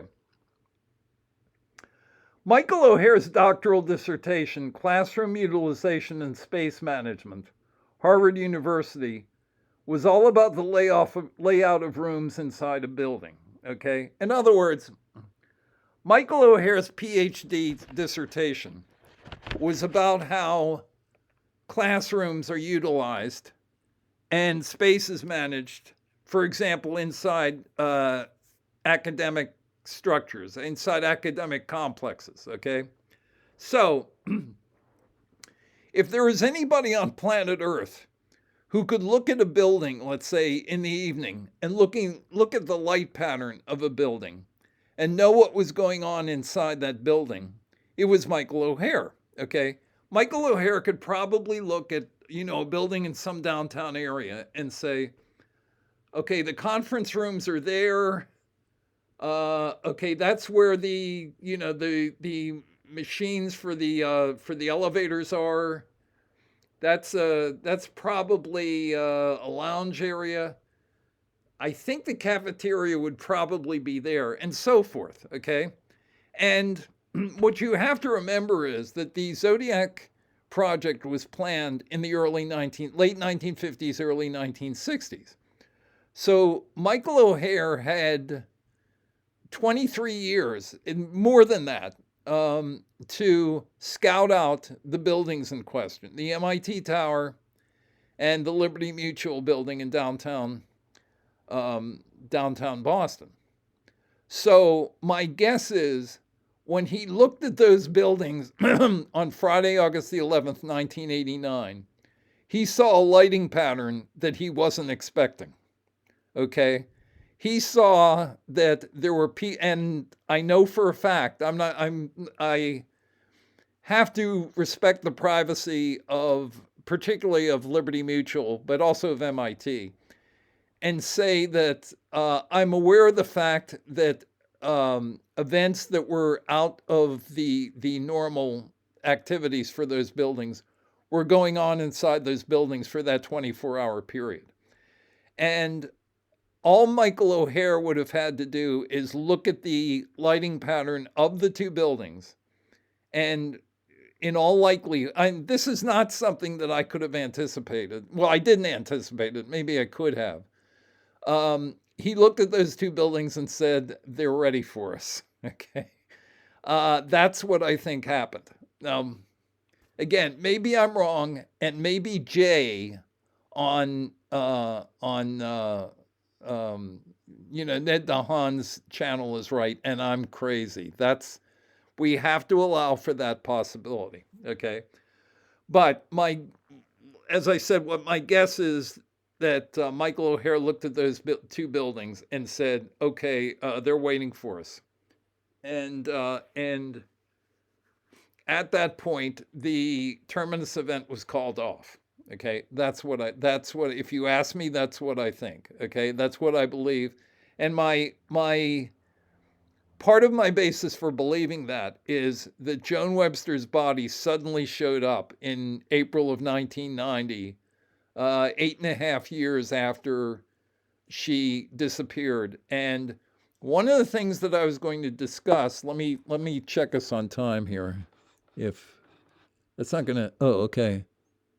Almost 2 hours, okay. Whoops.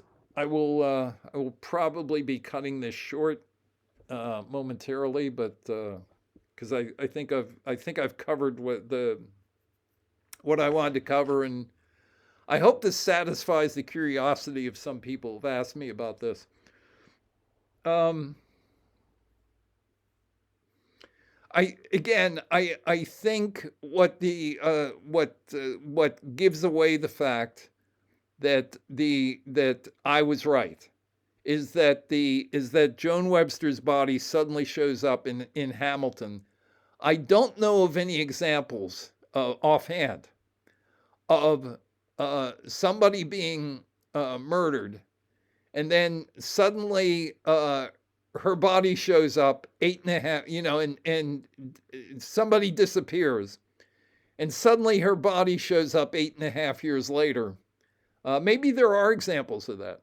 Okay, but one of the things I was going to tell Ned DeHaan, if we, unfortunately, Jay, just as I stopped the Terminus event from happening, Jay stopped my video with Ned about Joan Webster from happening. But one of the things that you have to realize about Joan Webster is that on the evening of November 28th, 1981, when she was getting her luggage at Logan Airport, she would not have accepted the offer of a ride from the taxi driver, Lenny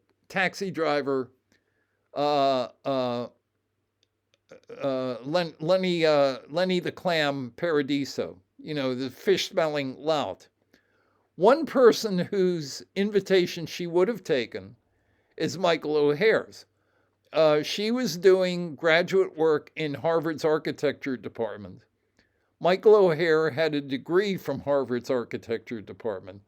As Gareth Penn himself said when he was talking about the Webster abduction and murder, there would be every reason to believe that Joan Webster and Michael O'Hare would have had a nodding acquaintance prior to her murder, prior to the evening of November 28th, 1981, when she was last seen at the luggage carousel at Logan Airport. Okay, in other words, Michael O'Hare, and he was working at Harvard then. He was a lecturer in public policy at the JFK School.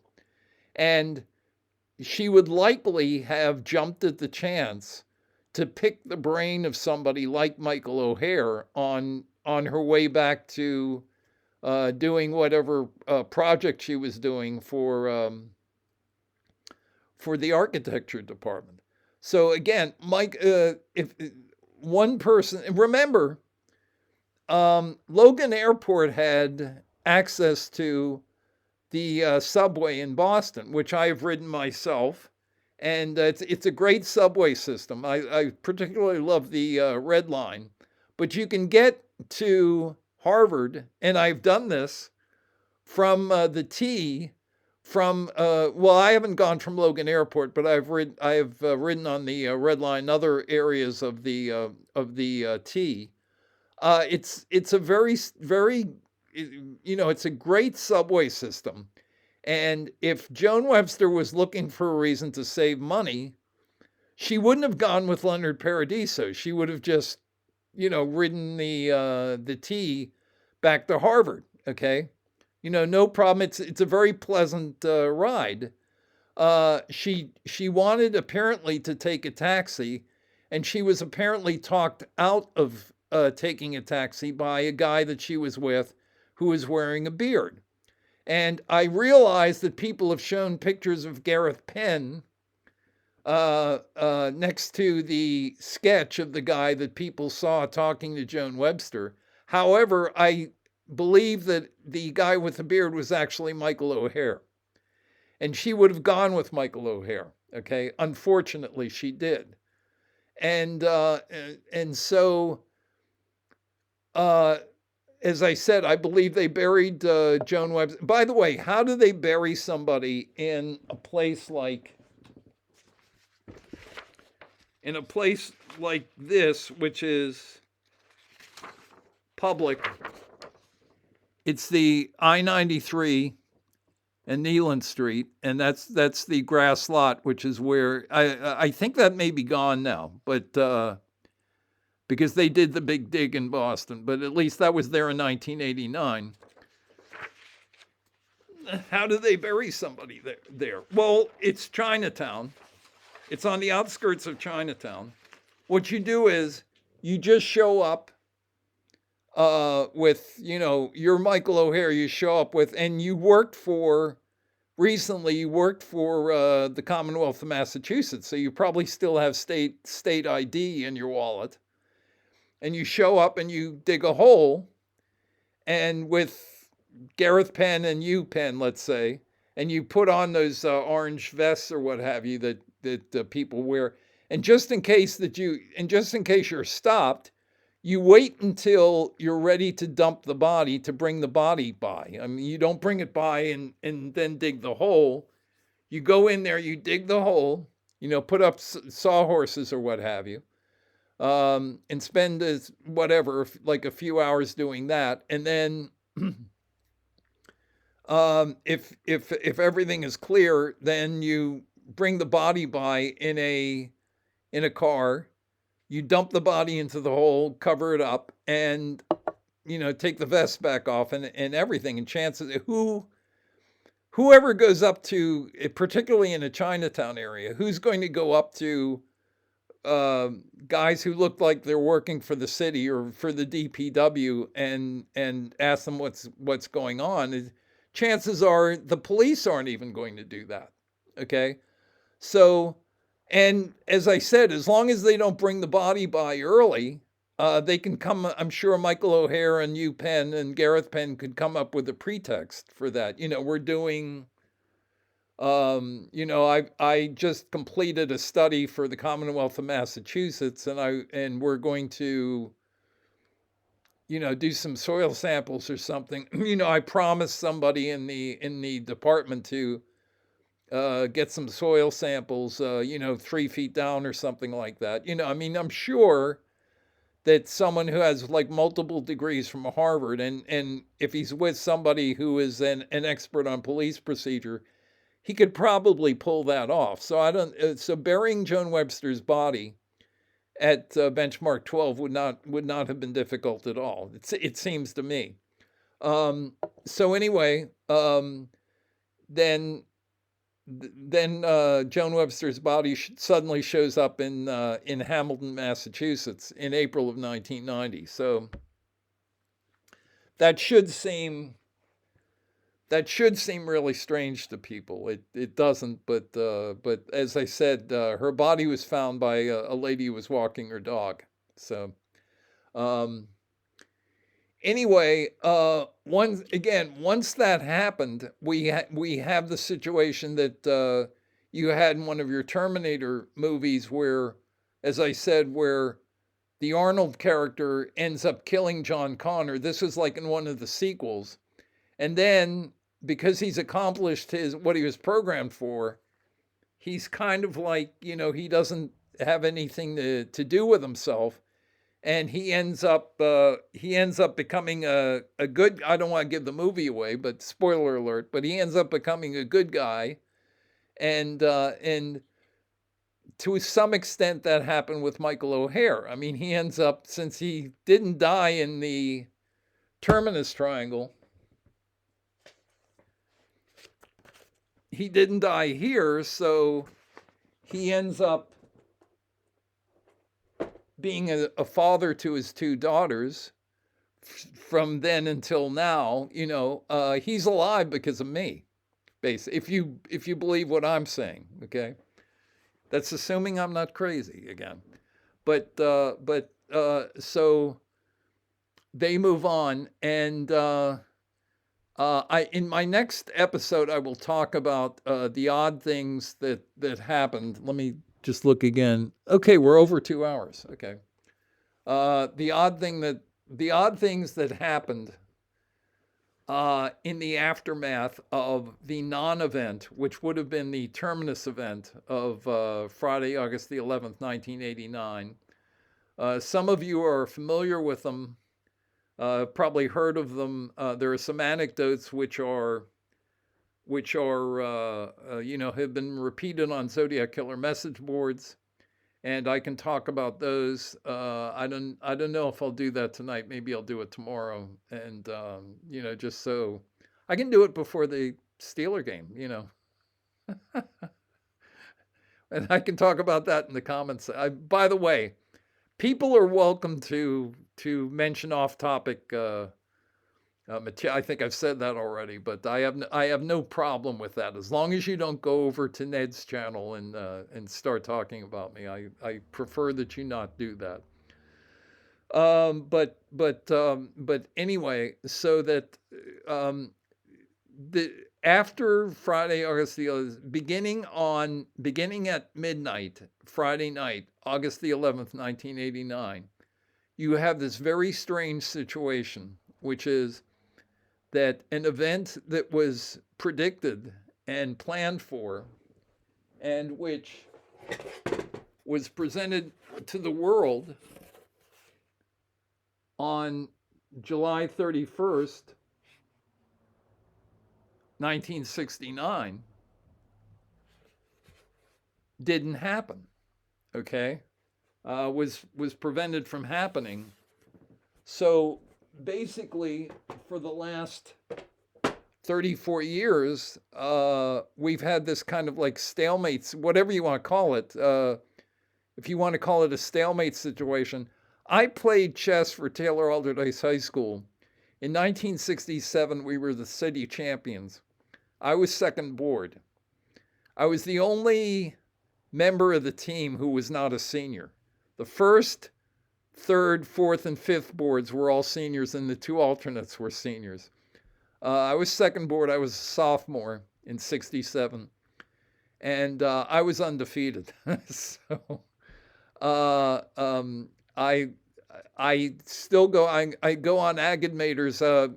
There's a guy, Aaron Aragon, who posts. I think he's posted on my videos. I think he posts over on. Usually posts on Ned's videos, but his favorite channel is Agidmators chess channel, Agadmator. It's a great channel, and if you enjoy chess. So I enjoy going on his channel and watching games, but I haven't played seriously since I was in high school. But I was a pretty good player in high school. I was the runner-up to the junior championship in I guess in '68 in Pittsburgh. Um, So you might say I was the second best high school player in Pittsburgh. The guy who won the junior championship, he didn't beat me. We drew our own game. Bruce is went to Harvard. He went to Harvard my year. He went. If I had been accepted at Harvard, I never actually applied to Harvard, but if I'd been accepted, I would have been in the class of '73. And Benazir Bhutto was in that class. And who else was? I think James Brown of ESPN Sports or CBS Sports was in that class. There are several very well. Oh, Bill Crystal was in that class. The not the comedian, the guy who did the Weekly Standard was in that class. So it was a pretty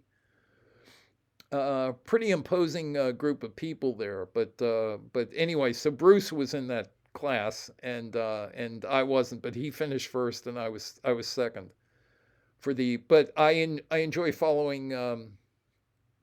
I enjoy following chess, just casually, and the expression in chess, it's not actually a stalemate. It's well, maybe it's a stalemate too, but the I think a more closer word term for it in chess would be zugzwang. We're in at least Michael O'Hare's in a situation where he can't make any moves. Any move that he makes will cause his position to deteriorate. On the other hand, on my part, I haven't been able to find a move that's going to cause him to,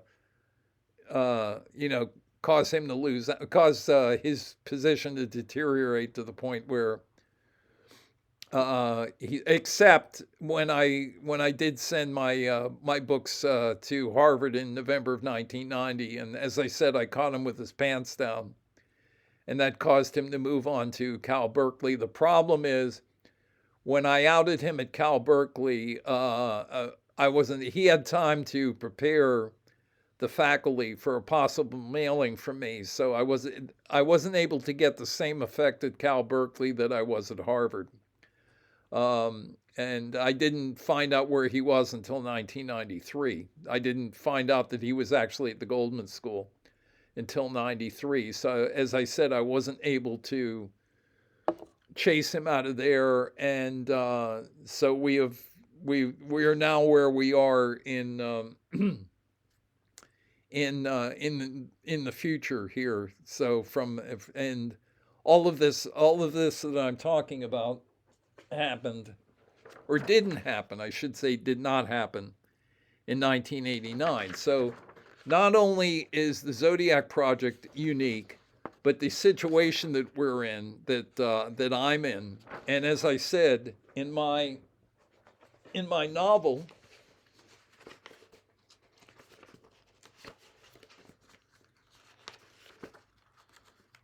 there we go. My novel Zodiac Killer Dreams, it's about time travel. It's about a character who goes back in time to witness the Zodiac crimes as they happen, basically. And there's a scene in this book where the Ray Grant character I think I may have mentioned this already. He visits the Michael O'Hare character in the Goldman School, room 112 of the Goldman School. And I think my character probably complains about the fact that he's called crazy by people like Jay on Ned's channel. And the Michael O'Hare character says something along the lines of, what you have to remember is that you created all of those people, because if the Terminus event had happened in 1989, there wouldn't be message boards about the Zodiac Killer any more than there are message boards about, well, maybe there are, in a general sense, there's a serial killer subreddit on Reddit, okay? but you don't have the kind of, whatever you want to call them, investigative or psychoanalyzing message boards like Reddit, for example, that you have here about the Zodiac killer, because the Zodiac killer case would have been over by that time, because, again, because this would have happened. But because this didn't happen, basically everybody who, with a few exceptions, who is dealing with Zodiac killer material is up and running. Okay, I had little effect on Robert Graysmith, at least for his original book, but I mentioned in the follow-up book the would Tom Voigt's website exist? Would Google Groups, which was, I guess, the first message board back in 1998 on the Zodiac Killer, would that have existed? Would the David Fincher movie have happened? It certainly wouldn't have happened the same way it was presented. Okay, Mike Butterfield wouldn't have a career. Okay. I don't know I guess he'd be doing art, but he wouldn't be doing what he's doing as far as the Zodiac Killer. He wouldn't be appearing on every, TV show and every podcast.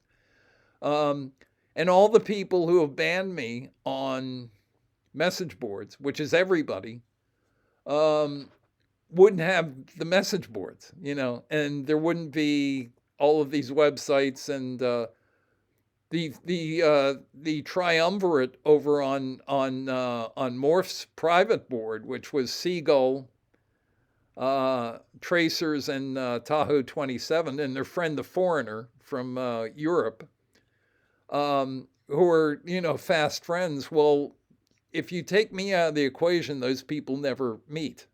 They never know each other. Okay, because the Zodiac Killer case would have ended in 1989, and all of you who are watching this now wouldn't be watching it, and I wouldn't be, doing the video. And Ned probably would still be doing like true crime videos, but he wouldn't be doing Zodiac Killer Mondays.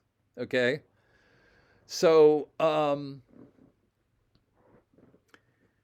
it all comes back to this guy here. I mean, this is if you believe what I'm saying, if this makes any sense to you.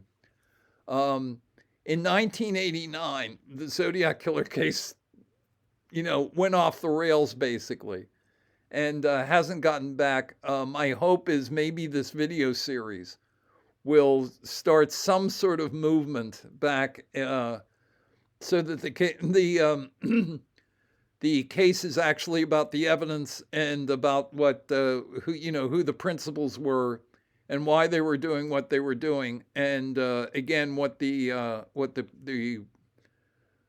general. Well, I've talked about the general purpose. In my next video, I think I will talk about the. Let me look again. Oh, it's almost 2:15. Okay, so in my next video, I will talk about. I will talk about like some of the the what was behind the Zodiac project, what was going on, maybe some of the what do I want? There's a poster on some of my videos asked about, well, why. I'm talking about the dynamics of the Zodiac project itself, of what the four Zodiacs were doing and why they were doing it. To some extent, I've already talked about that. But this guy who calls himself Irish Brummy said, Irish Brummy 01 said, why wouldn't it be dangerous for Gareth Penn to accuse Michael O'Hare publicly? I mean, wouldn't he, if he's a co-conspirator, wouldn't he be putting himself at risk? And that's a great question, and it's going to lead into my talking about like the actual dynamics of what was going on, and what what the Zodiac killers were doing to set up the Zodiac project apart from the crimes. Okay, if that makes any sense. In other words, some of the things that they were doing in their private lives that kind of pointed to I've talked so far about what they did in their crimes and what they did in the letters, and I will go on with the letters later on. You know, obviously, I just talked recently about Z408 and that mailing and so forth. I will, continue to talk about that stuff. But I also wanted to talk about some of the things that they were doing where they were hiding in plain sight, but not necessarily in a public view. They what they were doing in their everyday lives, basically. So I will get to that, but it will be in the next video, not in this one, because this one is over now. So again, I want to thank everybody for for watching the videos. I know my videos are too long, but again, this was the idea, which was to present. I did a little bit more preparation tonight than I normally do, but the idea was to present a kind of like very informal thing where you kind of come to the video and it's like you're in a classroom and I'm, as I said, I hate to say professor because that's what Haran calls himself. Um, uh, but I think Jackass would be a little bit closer, but be more descriptive anyway. But as something maybe I would say library talk, but unfortunately Mark Hewitt does that, so I don't want to compare myself to him. But the idea being that I thought, well, if I do it kind of like casually, kind of like the way Ned DeHaan does it, and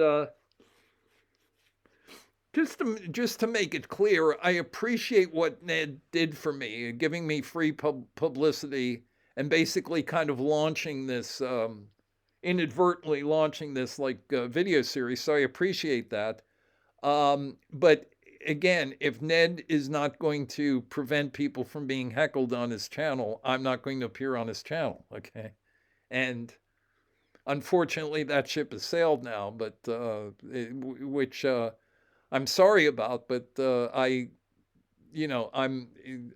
found a way to present my material without having to deal with most of that negativity and whatever you want to call it, anti-intellectual hatred from people like Jay. And so this is the way I'm going to do it, and I hope people appreciate it. If they don't, no one is forcing you to look at the videos, but I do appreciate people watching the videos, and I will probably within the next day or maybe tomorrow, because there is a Steeler game tomorrow. So maybe leading up to the Steeler game, I'll do a video where I'll do one.